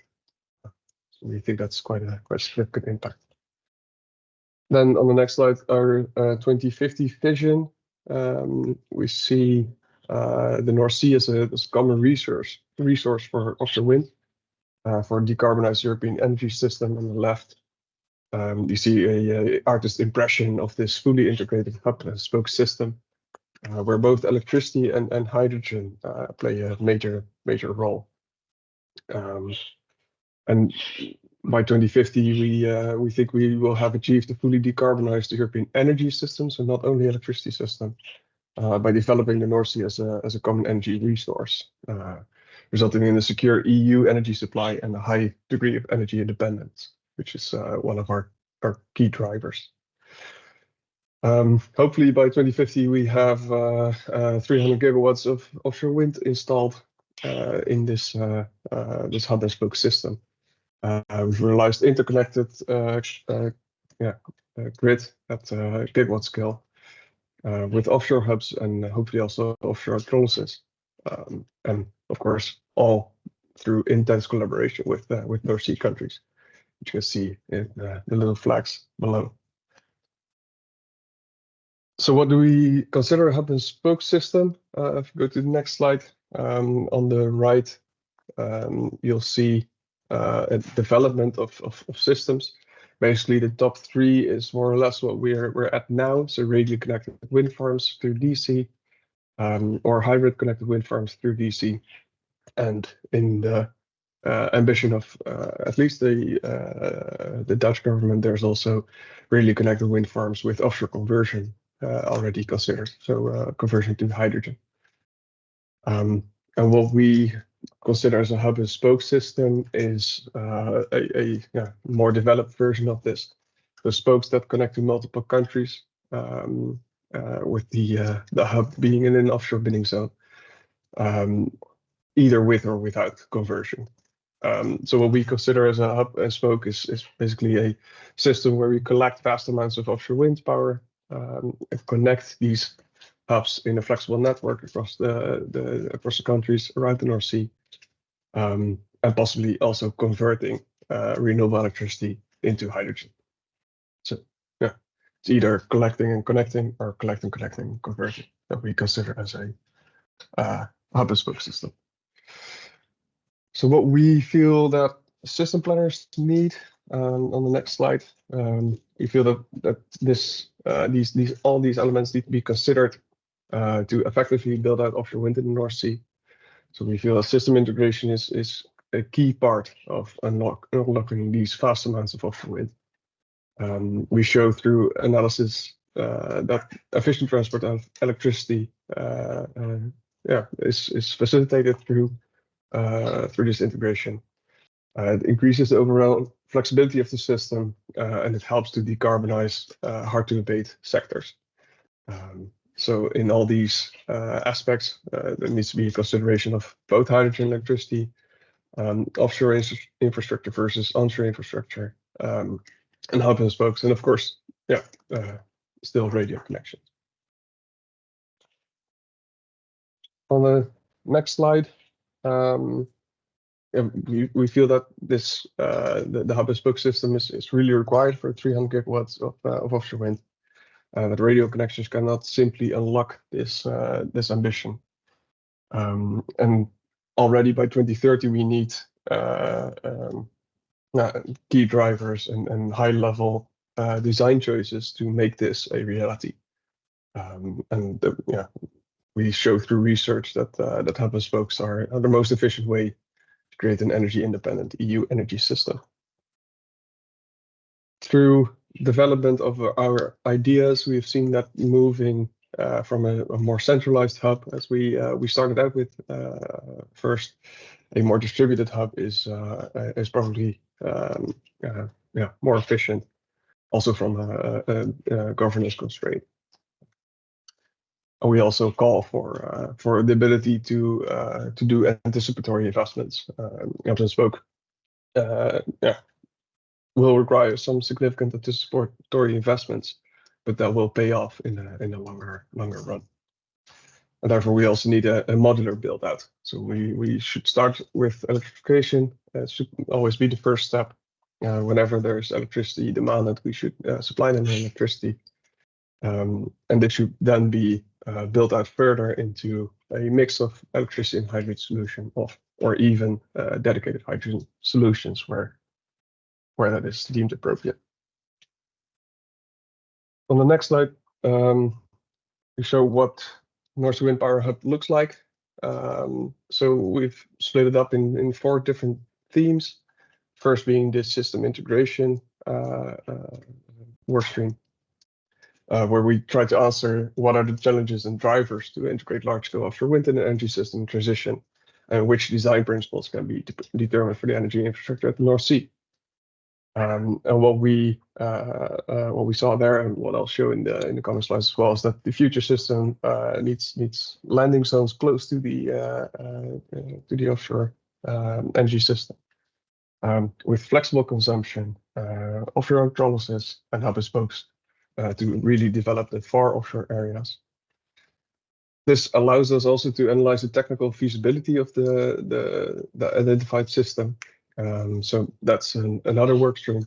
What are the technical design principles for individual system elements of a hub and spoke project? And they show that a mesh DC grid is the preferred solution to integrate all this offshore wind. And that offshore power to gas is technically feasible and preferably installed on platform-like structures. This what the technical feasibility workstream does also influences the regulatory and market design workstream, where they assess whether the current regulatory framework at national and European levels is fit for purpose for the facilitation of hub and spokes and offshore wind rollout. And there they develop, for example, the offshore bidding zone market setup to ensure a hub and spoke project can seamlessly be integrated in the European market for electricity. That has, of course, its impact on the benefits and cost of a system, so that we assess in another work stream where we calculate what the cost and benefits are of these projects. And what that showed is that the hub and spoke projects develop in space and time and have far-reaching impacts on the surrounding energy system, far beyond the borders of the countries participating in the development of such a system. And basically, this is all a considered kind of loop. All these new concepts, of course, that are developed in the other work streams, again, have its influence on the system integration work stream. And this is why we've spent so many years on developing all these concepts and integrating that into the system integration, which also leads us to the next slide, where I'm going to dive a little bit more or deeper into the what we call the Pathway 2.0 study. We have done a Pathway 1.0 study, and like I said, this followed the loop of the work streams that we see in the North Sea Wind Power Hub. And all these new principles that we designed there are then brought into the Pathway 2.0 study to really further assess what the future energy system should look like. So what we did in this study, we basically made a model for the entirety of Europe. We started out with the TYNP scenarios, all very well known to you, the most recent TYNP scenarios. We basically enhanced these scenarios with more up-to-date data, made sure that it would fit into our model because we have a higher granularity than the TYNP scenarios have, and then made it fit for purpose for our model, basically. So both the input data and the model are set up to really explore the rollout of offshore wind extensively. And it's we consider it quite a lead ahead of comparable efforts. Next slide, please. So just quickly go into the model scope. It's a state-of-the-art segment-coupled granular model, as we call it. So we start out with of course scenario data by TYNP, but we enhance that with wind data that you see on the left. This is a technical assessment of what kind of wind data or wind areas are still available in the North Sea. We then enhance that with offshore infrastructure for electricity. So what kind of connections are possible? We further then also, if you click on the next one, implement a possibility for offshore infrastructure of hydrogen, which is far less complex, as you can see in this one, because it's higher gigawatts per line. Then the next thing that we do is identify landing zones. So basically, zones close to the shore where electricity can be absorbed and then further transported into the onshore system. And the onshore system is the next one. So yeah, what you see here is how we modeled the entirety of Europe. So the next slide will show you the wind data that we did, and one of the first things that I want to bring into this discussion. So on the left, you see a representation of the full load hours of the wind farms as defined by DTU in this study. So as you can see, quite a significant amount of full load hours, ranging from 5,000 to 6,000 hours. And on the right is the data that we then used in our modeling, where you showed that because of the presence of wind farms in vicinity to other wind farms, they have an effect on the full load hours of those wind farms. And that, of course, can have quite a significant impact, as you can see on the right there, where the full load hours now range from 3,500 to almost 5,000, or more than 5,000 hours. It's quite a significant impact, and the model also also prefers these these higher level full load hour areas that are identified here. That's a quite significant impact in our modeling. Then the next one, it shows the North Sea regions and also the landing zones. So we've made quite a higher level of possible connections between each of these regions. In ONDP, we did it with the next door neighbor, as we called it, and also some gold cards. While in North Sea Wind Power Hub, we basically said, well, you can connect to all of the other close by regions. Leads to a significant spaghetti for the model to choose from. but that does also give us opportunity to identify connections that are further beyond the scope of what we know at the moment. We also identified landing zones. These landing zones allow us to let's say, better assess the distance between offshore nodes and the countries themselves. And it also helps us assess with, what does the electricity brought to shore then do in the system? Do we transport it further as electricity? Do we convert it to hydrogen to maintain the balance better? So that really gave us more insight into that. For system integration, you would want to get these electrolyzers closer to the landing point and not further into shore. So then, this all gives us 348 offshore transmission options based on the 39 offshore regions you see defined there, which is quite significant for just the North Sea. Then the next thing is the onshore analysis that we did. So what we considered let's say a little bit of a flaw is to assess regions or countries as a single node, because most of the integration issues for offshore wind are caused by onshore grid constraints rather than offshore grid constraints.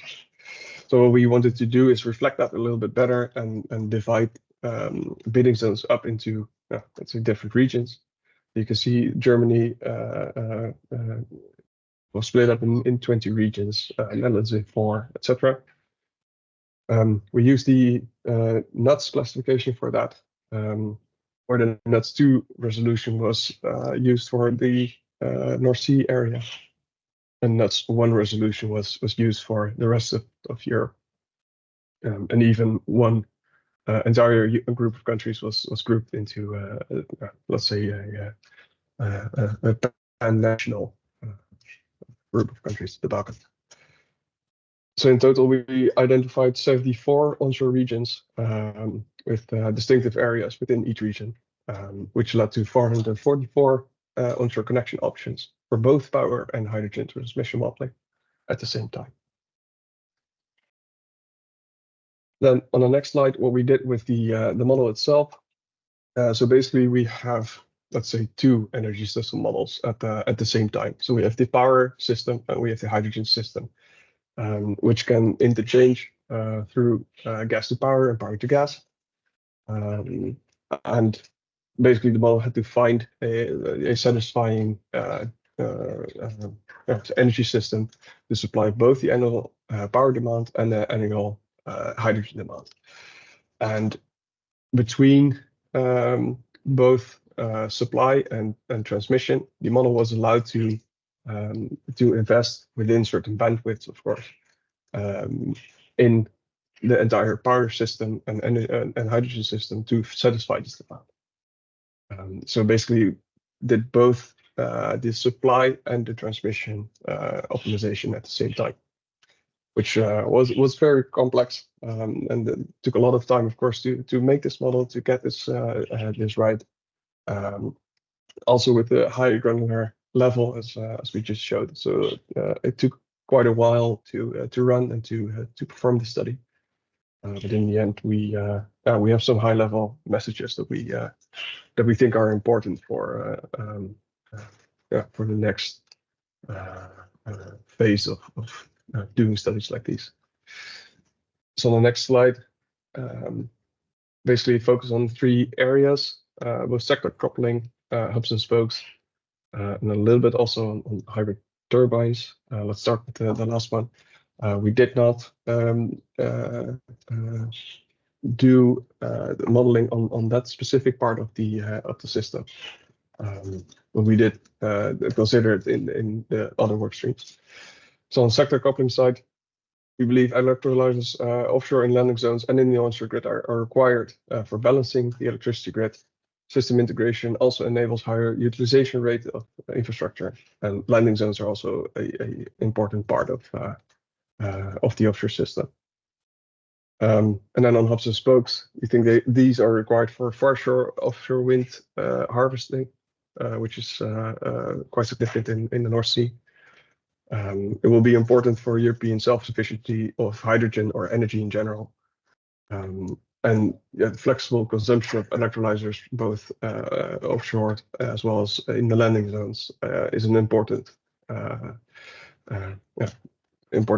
aspect to gain high utilization of infrastructure. It also allows for improved possibilities of interconnections. We see that Europe will then need less flexible dispatchables, and it also increases the resiliency of the system. And I think that should be it from my side. Thank you very much, Jelle. And now I give the floor to Matti from the TU, giving us an overview on modeling offshore wind for the offshore network planning. Matti, to you. Yeah, thank you very much. Does the online hear me here, or should I need to? Okay. Yeah, thanks. So I'm Matti Koivisto, senior researcher at the TU, Technical University of Denmark, Department of Wind and Energy Systems. Thanks a lot for inviting me here, Antje. And I will focus on some modeling aspects. We heard about those also in the previous presentation. And then also a little bit about our results on offshore network planning in research studies, focusing on the Baltic Sea, which I think is an interesting, maybe also to focus on that sea basin and not only on the North Sea. So the next slide, please. So just on the agenda, so I will focus on the modeling aspects. These are in a way also maybe possibilities to go to the details from the previous presentation and apply maybe on the ENTSO-E work. And also, yeah, as I said, so that's maybe the most directly kind of actionable points. And then the next one is results. Yeah, and I will try to talk about comparison, what are similar between studies and what may differ between this study we did to some others.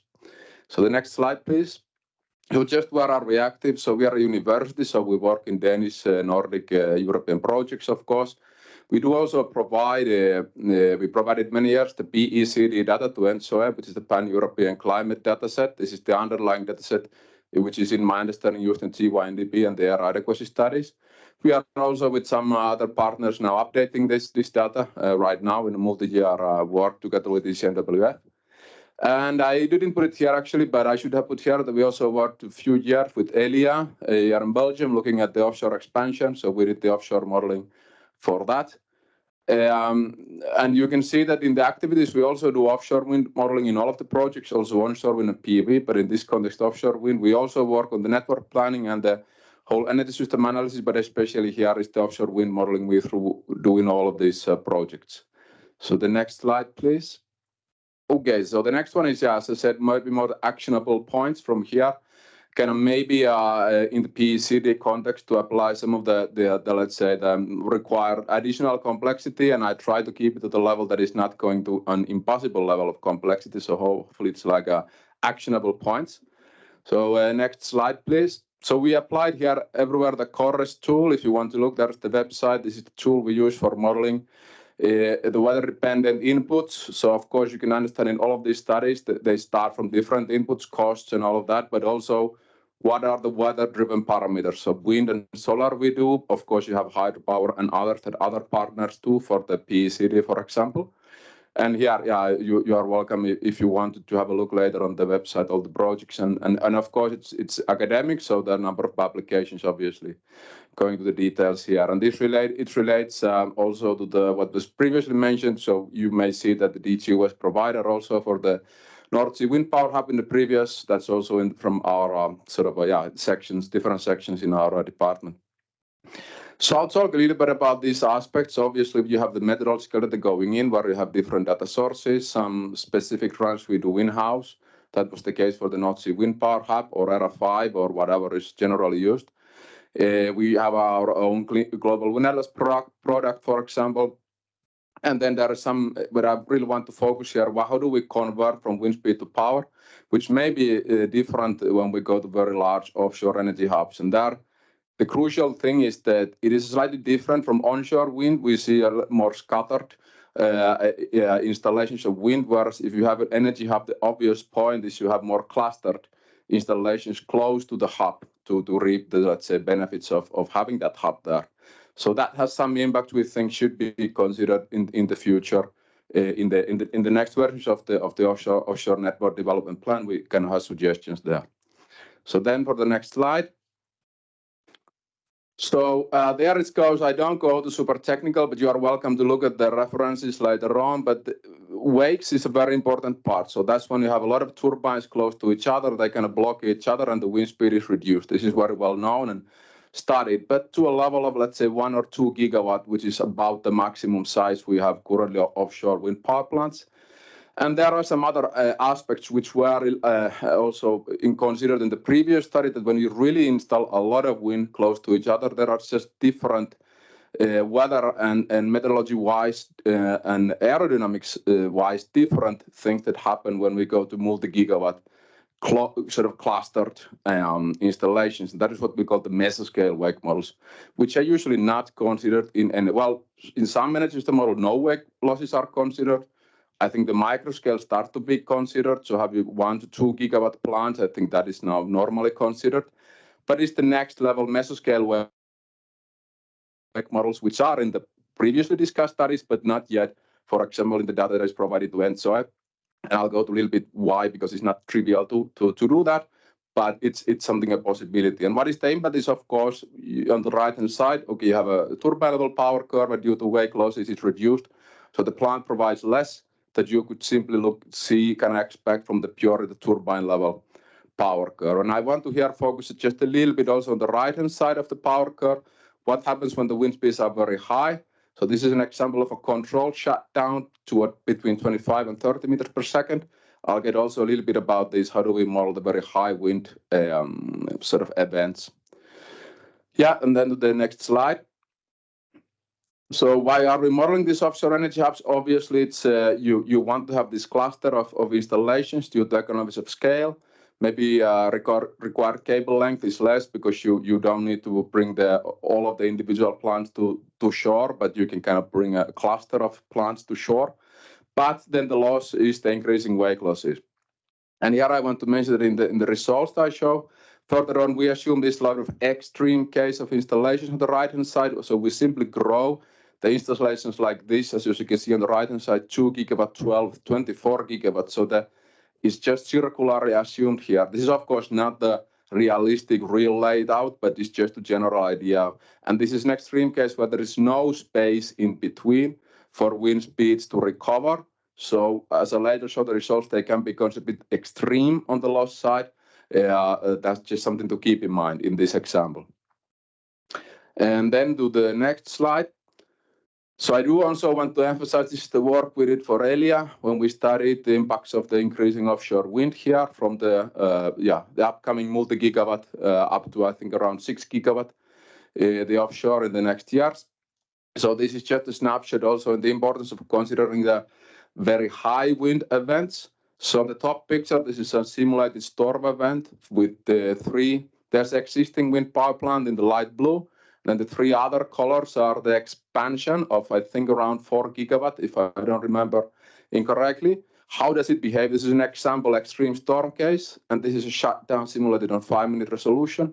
So if we use the, let's say, standard 25 meters per second cutoff, it's the red one, very sudden cutoff when the wind speeds get to very high level. And this is this is the fleet level, so not one plot, but the entire fleet. And if we apply either the deep or the moderate, which are the types of controlled shutdowns, we see a much smoother impact.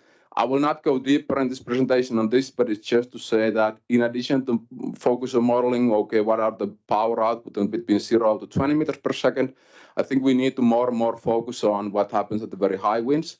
Why this hasn't been such an issue before is when you have a clustered set of wind installations, this is kind of smoothened out, because not every wind power plant in Denmark with the west and the eastern side experience a simultaneous storm shutdown.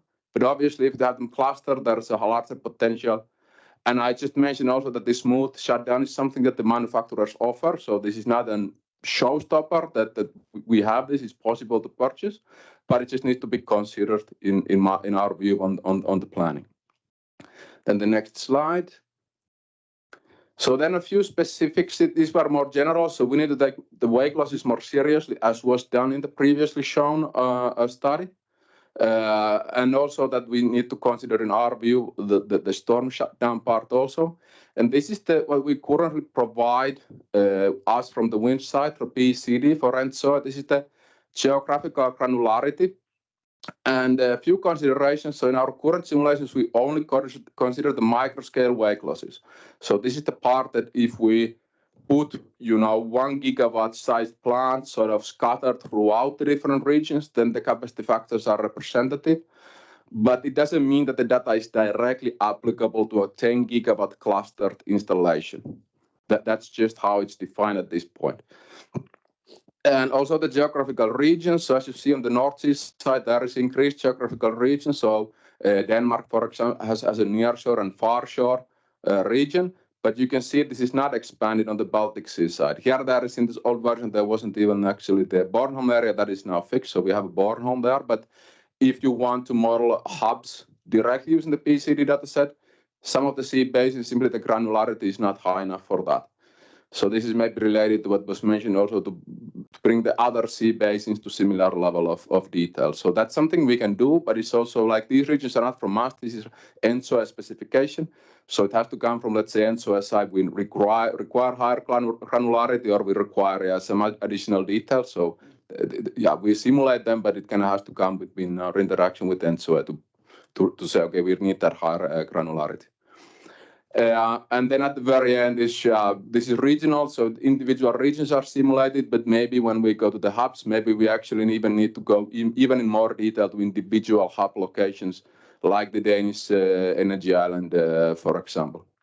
So these are some specifics for the, hopefully actionable points we can consider for the PCD directly. Okay, and then the next slide. Yeah, so what I present now, it's up to now, was more generic. So I think we need to take the wake losses more seriously, as was in the previous discussion, what is the storm shutdowns, potential impacts of that, and then a few actionable points there we can take later directly for the PCD, which is the basis for ONDP, for example. And then present now some results from our work on the BALTA project. So just to clarify, this is a research project. So this is our academic work. It was observed by TSO from the Baltic and Nordic countries. But this is academic research, but just a few observations.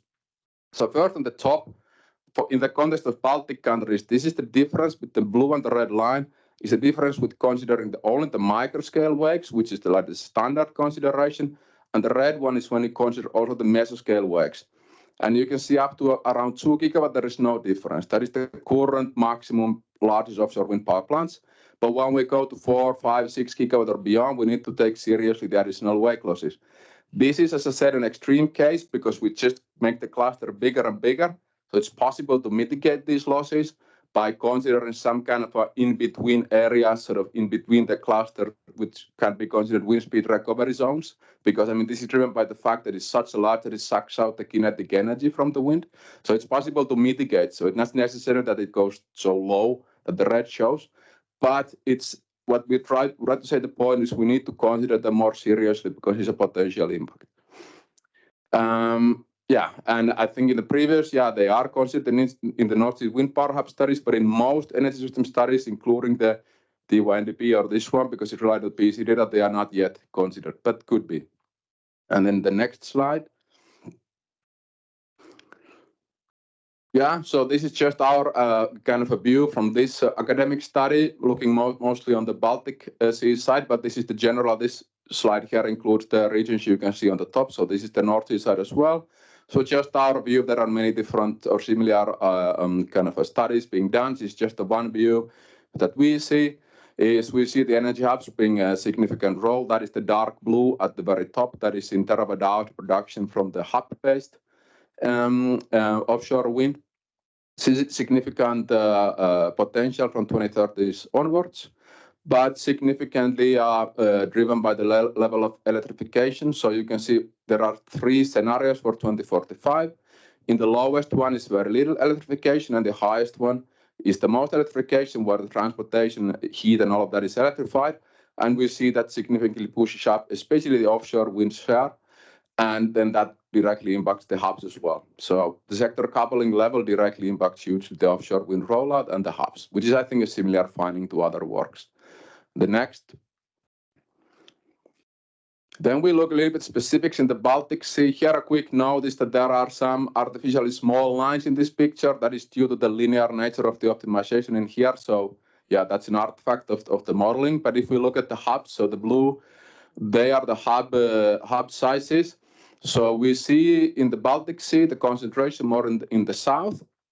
And this is the highly electrified scenario.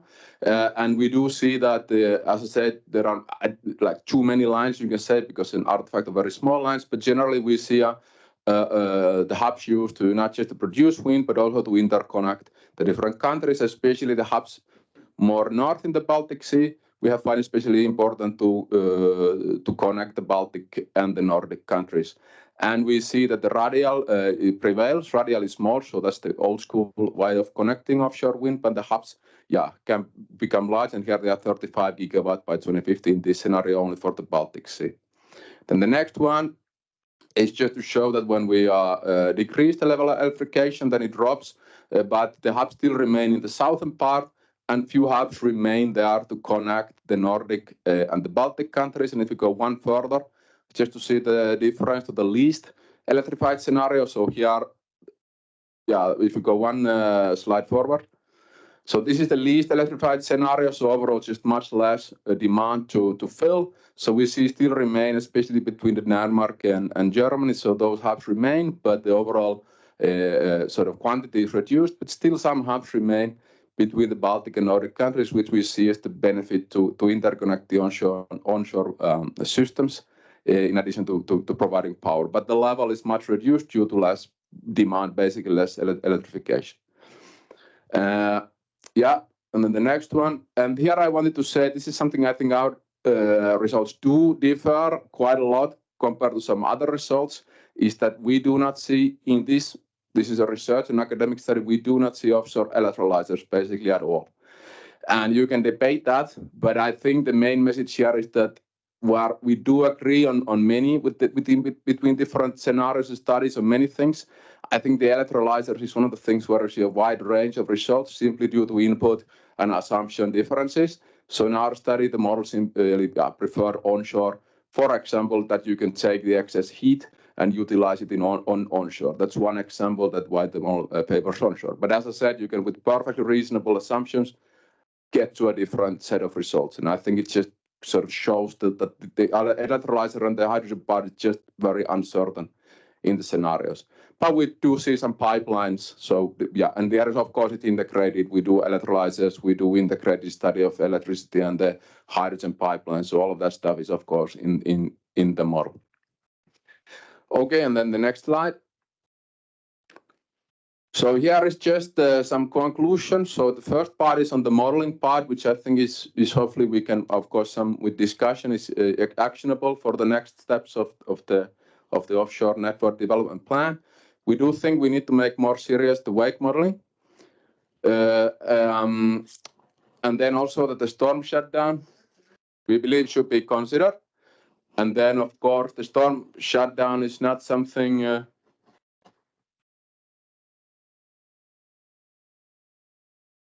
Okay. Okay. I hope you can still hear me. Okay.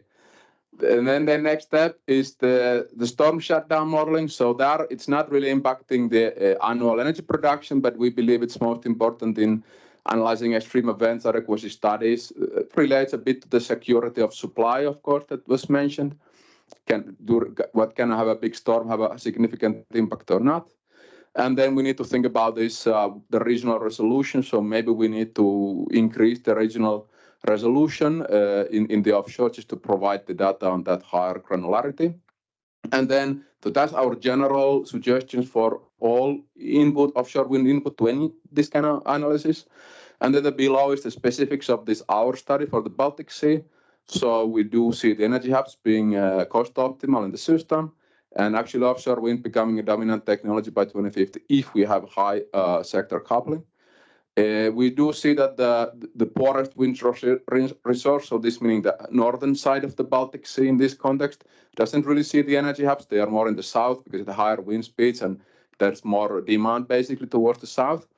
And also that the wake losses have an impact, so we do think that it should be thus considered in all similar studies. And also that the hubs are utilized to interconnect the onshore power system. In our case, for example, in a hub that wasn't even kind of in a perfect wind resource location, it was still chosen because it was very beneficial in connecting the onshore power systems. Yeah, thank you. Thank you very much. And now very quickly to our colleague from ENTSO-E, Alexander Ketlitz, with a presentation on the evolution of H2 demand and the impact on offshore. Alexander, on you. It's okay, I hope you can hear me all right. So first, to introduce myself, my name is Alexander Ketlitz. I'm leading the TYNDP scenarios development from ENTSO-E side. So we work also a lot with offshore, as this is the main innovation that we have introduced in the TYNDP 2024 scenario cycle. We could go directly to the next slide. Here I need to start with a small disappointment, unfortunately. So the idea was to show the final hydrogen demand between our scenarios and also to see where we stand compared to, for example, the European Commission and also the 2040 impact assessment. However, these scenarios are not finalized, and this also means that usually we do not publish or show these figures beforehand. So what is certain there, I think that was also pointed out today here and there, is that there will be a future hydrogen demand, which is definitely uncertain. So the range of the scenarios is from a few terawatt hours up to the 4-digit scale. I think what we can agree is that there will be a green hydrogen demand, and the key question is now it must be produced and probably where it's best to be produced. If we can go to the next slide.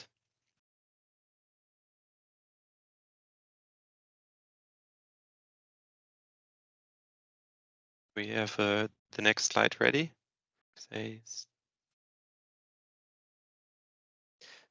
Okay, thank you.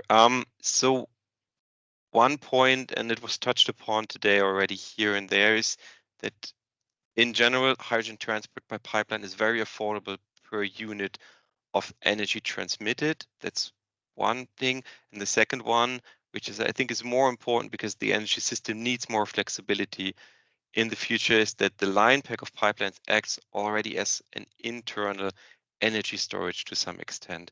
So this adds flexibility to the system. And this leads to the second point, that the energy production per surface can be maximized if we think in hybrid connections. I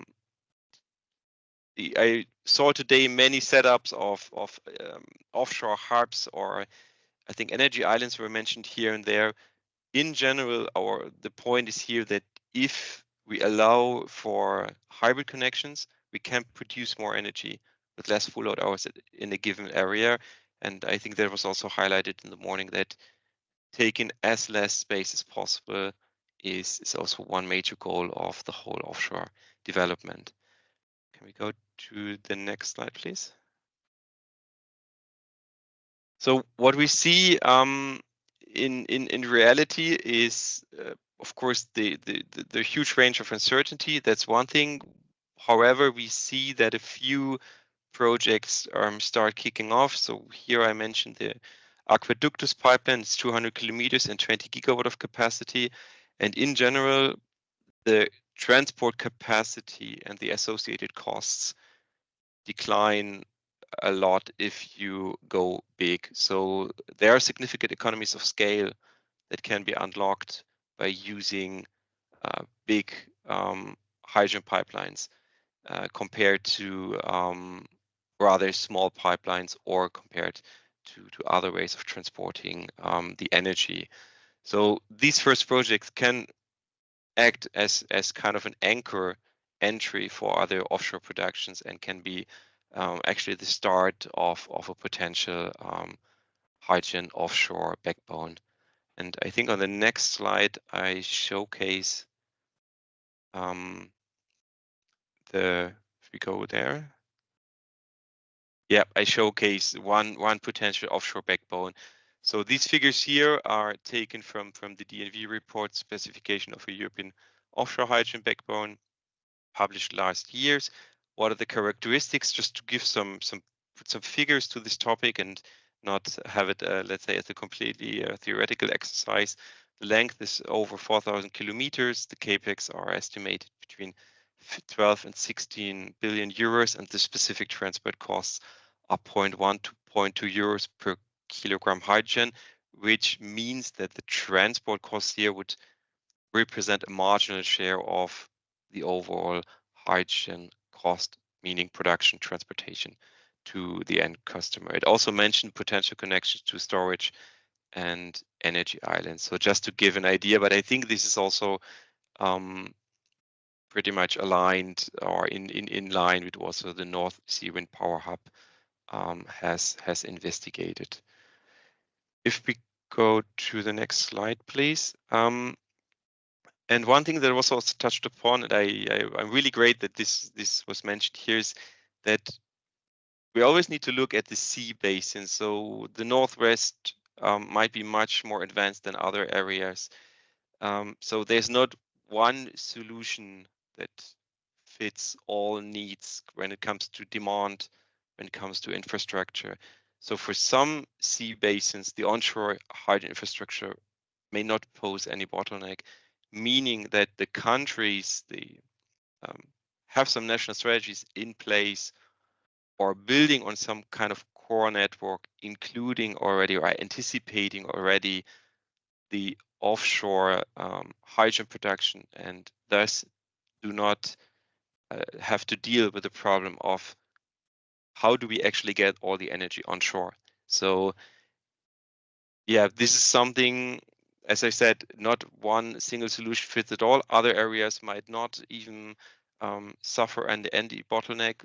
There's the solution, or the optimal solution can be completely different, but at least we think it's worth to look into this point specifically when it comes to how to transport the energy onshore.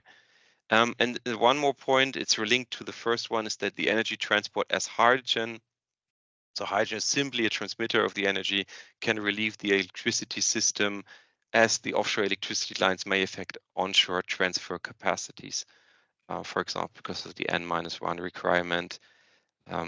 So there, hydrogen can play its role as delivering flexibility to the system. Now we can go to the next slide, please.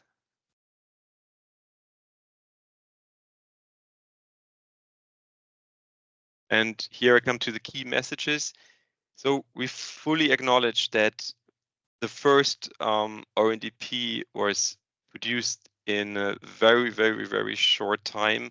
And it was also mentioned today already that there is this ongoing work to look into further improvements to the ONDP. And I also believe that having more time and having also the experience from the first cycle definitely leads to more sophisticated results, and also leads to a situation where you can look at more pieces, more parts, and how to put them together. Nevertheless, we have a small wish list here. So we think that sector coupling is one important element to look at, so that this should be really in the focus of the next ONDP, how to put together all the single pieces to one well-functioning, in this case on this slide, bicycle, but I think we should rather look at the infrastructure. We should also look a bit into benchmarking between sectors and alternatives. As I think there were some numbers mentioned in the ONDP about the cost of the infrastructure. So maybe here to showcase a bit, okay, these are the costs, what would alternatives cost? Then that was also touched upon today, I think already, is the onshore infrastructure should be considered, but I also took as my takeaway that this is already on the scope of the next ONDP. So how is the onshore infrastructure impacted by the offshore planning?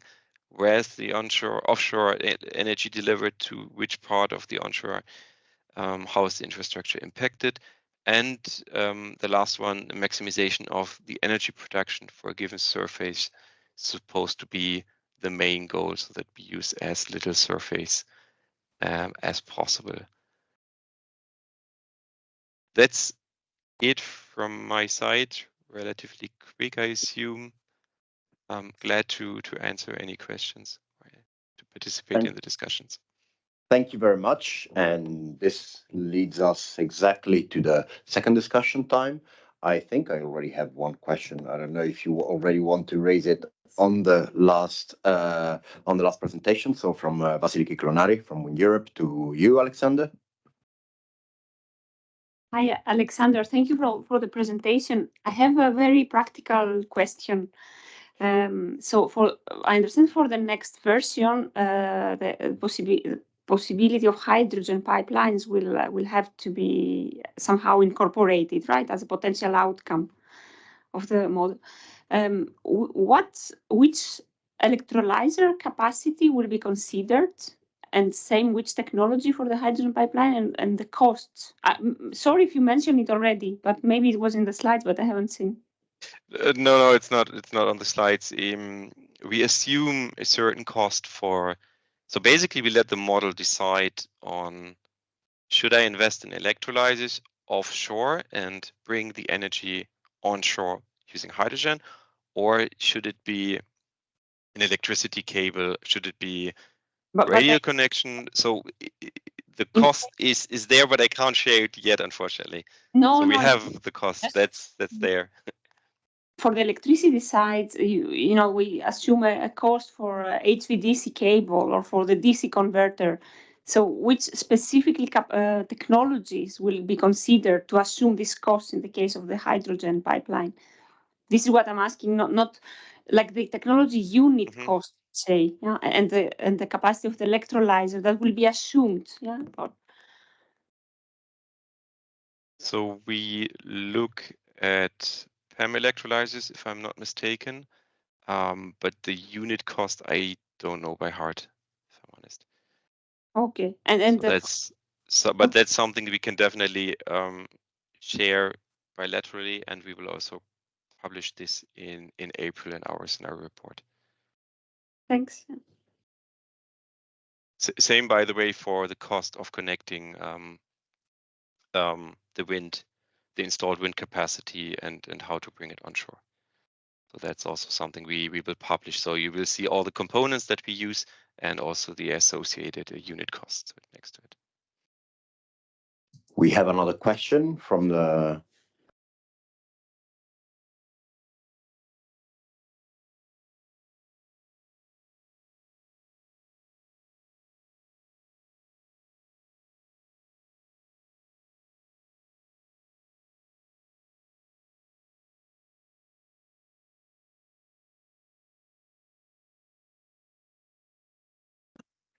probably for the virtual audience, because it's not clear from the microphone. From the here from the attendees, physical attendees, it has been asked what the assumptions behind the costs, right? And yeah, and if the numbers are project based, let's say, or based in general on infrastructure, on realized infrastructure or prototype infrastructure, etc. So for the ONDP scenarios, I assume. Yeah, or in general, if you have this kind of information and will be possible to use it in the future ONDP, I guess. So for the ONDP scenarios, so far we used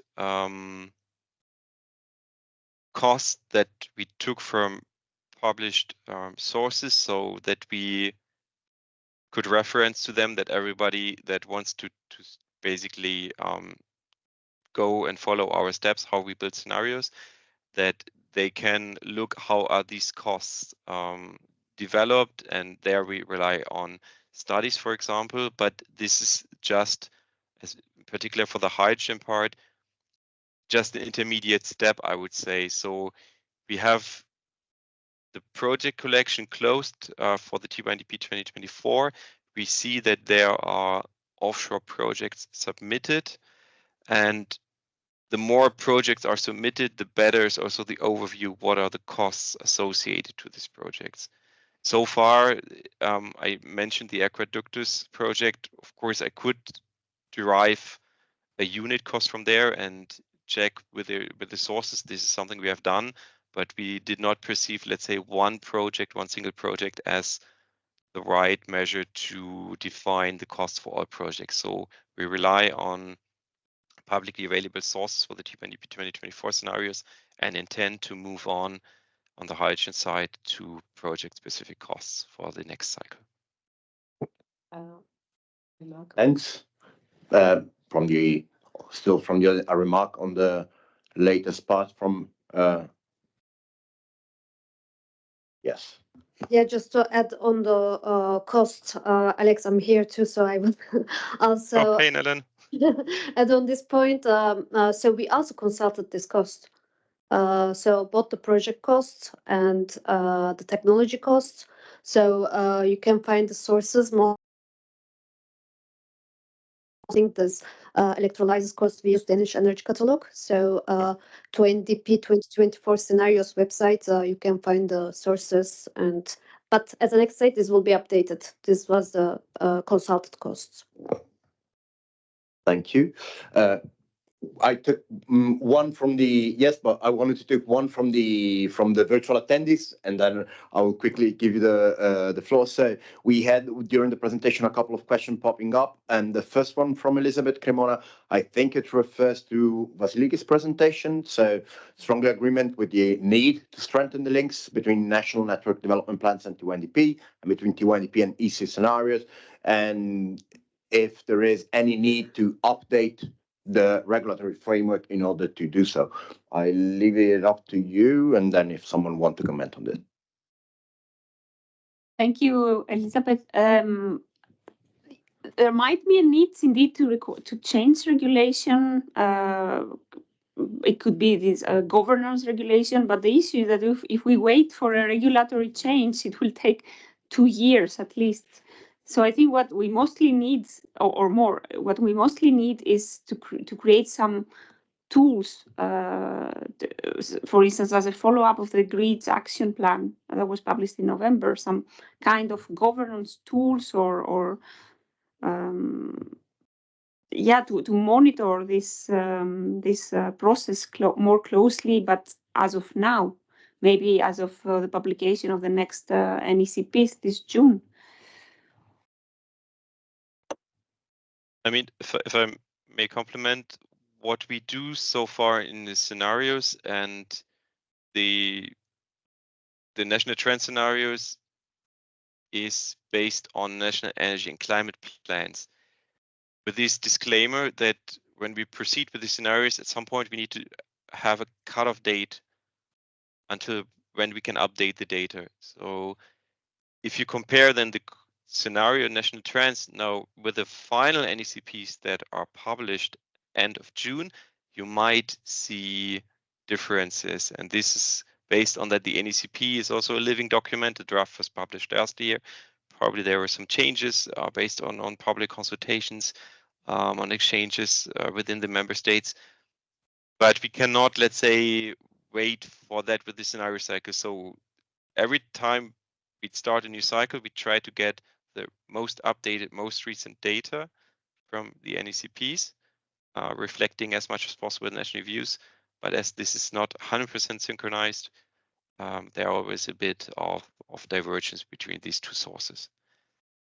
But actually, I think the point was not about the supply and demand. The energy targets. It was more about the infrastructure. So the national network development plans, which are not always aligned with the NECPs, and I think this is no, definitely right now. And of course, it's not considered also in the T1DP. The T1DP considers that everything is according to the plan and everything is updated nationally. So I think it was Elizabeth comments more about this. Okay, but that's rather difficult as some member states also have not even aligned one national network development plan, but several for the respective energy carrier. But indeed, it would be good if that would be further aligned. Definitely, I fully agree on this one. We have a question from the audience, and then we will answer the one remaining here online.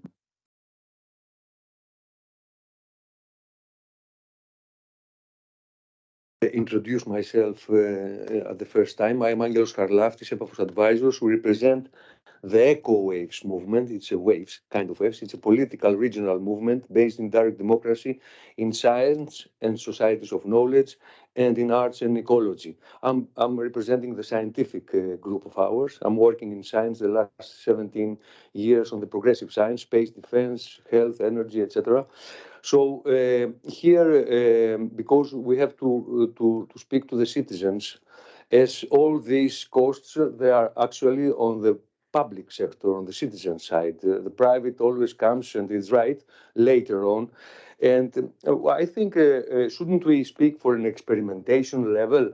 Because our suggestion to the citizens these days, even to the artificial intelligence and everywhere, is slow down, experiment in small scales, not in large scales, and discuss with the citizens to get the knowledge of the new technologies which are coming. This needs time, and this system, this globalist system, which we're against, is very fast, wants things to happen very fast for we cannot explain the reasons.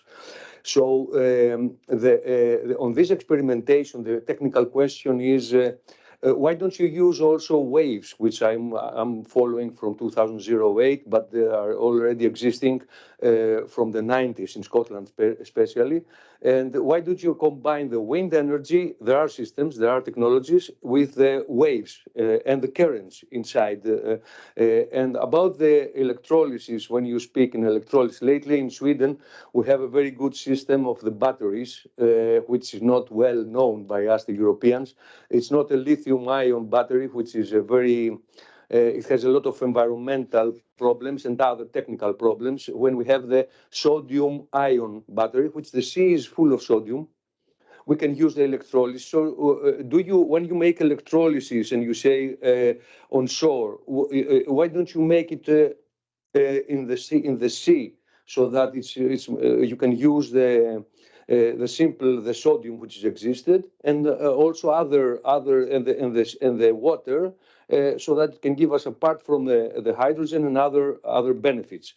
And the last question is, all these years, we're working a lot of years in the offshore energy, wind energy or whatever. So all these years, what are the conclusions of the industry about the sustainability of the system? For example, the materials we are using, because we are also expanding on the materials knowledge of ours by mixing new materials, either by the nanotechnology or natural materials. So what is the erosion and the corruption on the sustainability level? And when you say a storm, when there is a storm, you stop the system. What do you mean? That means that the storm can affect the system, can destroy the system. Do we have such an incident? Thank you very much. Thank you. So a lot of topics. I think starting from the waves, I can already tell you that the ocean energy we mentioned earlier this morning, that is indeed part of the, let's say, is targeted by the ONDP. We run a first survey with the member states, asking directly them if in the targets they were already considering a certain amount of ocean energy. What we plan to do is to, of course, go again when discussing with the member states about the capacities, to see if ocean energy is included in general in the targets. As of today, we are aware that there are a lot of prototypes, projects here and there. Let's say that you lose a little bit the level of detail, because they are quite small in compared then to the overall amount of offshore wind that is coming from the capacity. But this is not, let's say, a reason to stop. So every cycle we will check again the different technology type. We don't exclude anything. Just to add, the mandate we have is take from the regulation is take the input from the member states and then do something with it. So so if the member states do not are not specific on so much offshore wind and that much offshore PV and wave technology, we cannot include this in the development of the infrastructure. So that's kind of the 10E regulation is technology neutral. So it talks about offshore rails without specifying which. But in this edition, we only received information on wind. So this was, yeah.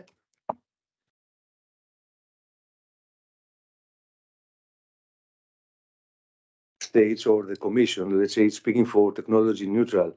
But if we see it from another perspective, we have already the space debris. When we are augmenting our technological abilities, we create debris with our technologies nowadays, barbaric technologies. The same is going to happen, is happening in the sea. We have cables, we have pipes, we're putting these corridors, so this is not neutral, I think.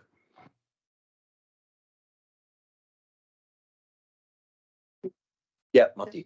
Yeah, thanks. So to clarify on the storm, so this is a storm shutdown exactly to prevent any physical breaking of the turbine. So it does not break, but it has to stop in order for it not to break. So it's a control, it's a normal control operation.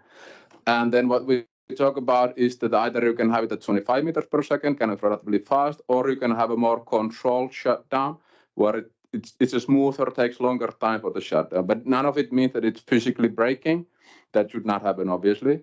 So it's actually to prevent it from physically breaking. No, I don't think from the cutting down. No, there's a slight energy loss, but this is very small.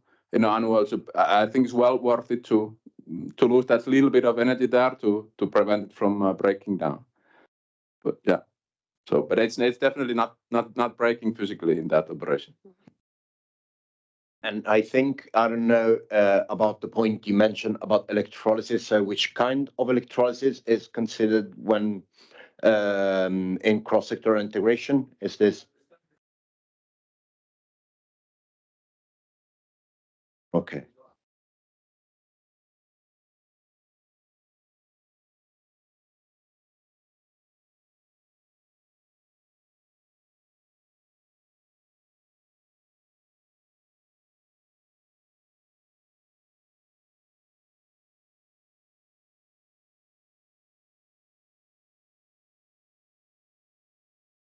And now we're back online. I'll leave it up 1 second, and then if not, I will take the last question, since it was also received. People upvoted it. So I don't know if you want to take it or I can answer it, but basically it's about DC breakers availability in ONDP. Yes, we investigated the two extremes. We do have one from 2040 onwards, and we don't have one from 2040 onwards. And then we investigated variants also between that. You find the variants in the visualization tool of what this means in terms of CO2 emissions and in terms of energy sources used. So there you can find it, because it could also come late, so somewhere in between 2040 and 2050. So this was what we investigated. It's a theoretical exercise, and we are also well aware of that. Our alternatives when not having one, what to use. So we used then 2 converter stations offshore and 2 AC substations in addition, so which means 3 times the cost of the DC breaker solution, mentioning again that the costs are always at the low end. These are optimistic costs. But commercially available, we know there are 2 companies in Europe, at least 2 companies in Europe who have one, but they are not commercially interesting, maybe, or the TSOs. We must not take a risk that we cannot handle. So it's about risk aversion, or maybe who is first using it and or getting the risk financed. So we know it's already there, but nobody dares to buy it. Maybe that way it's. And China, yeah, we have the Net Zero Industry Act, so we should we would commission, and everyone would like to hold European industry in Europe, but we know we are on a global market. There are also other areas in the world who are developing fast, who have interesting conditions for industry. They need to earn money, of course, and we should do something to keep them in Europe. And the queues of the customers in front of them are huge, but anyway, they need commitment. So they really need to know if there's contracts, if they can trust the plans that we show, if this is good enough for them to build new factories, because it's huge investments. So this was also a bit coming out of the last 2 days conferences. So they really need to know, can we trust these developments? Are there contracts coming? Or otherwise they move somewhere else. And there was also, by the way, the criticism last 2 days, which I found interesting. So we do have the Net Zero Industry Act, we do have these action plans on infrastructure and wind, but they're kind of not binding. And so there were a bit fear that this might end up in 27 solutions instead of one way forward, which is always typical for Europe. But yeah, maybe we can, via smart collaboration across actors, find a way that we standardize procedures, standardize whatever we need in order to also help the supply industry to help us building the visions. Jelle? Just wanted to add on this particular side as well, that the DC circuit breakers in China are, as far as I know at least, installed onshore, and there's a huge difference in of course the availability of space between onshore and offshore. In the 2 gigawatt concept, which we applied also in the offshore network development plan developed by TenneT, there's little space left for large appliances such as DC circuit breakers. So we're now looking at developing these offshore DC circuit breakers in a smaller space, because space and weight is really restricting. So what we see at the moment is that without these circuit breakers, there is a possibility for connecting to a single other platform or connection point, such as the Lion Link concept that we are developing. But otherwise, the mesh characters we showed in the offshore network development plan and also in the North Sea Wind Power Hub really requires VCCBs to be installed. I'm not sure. I don't believe that will happen before 2030. Thanks. Please, Isabella.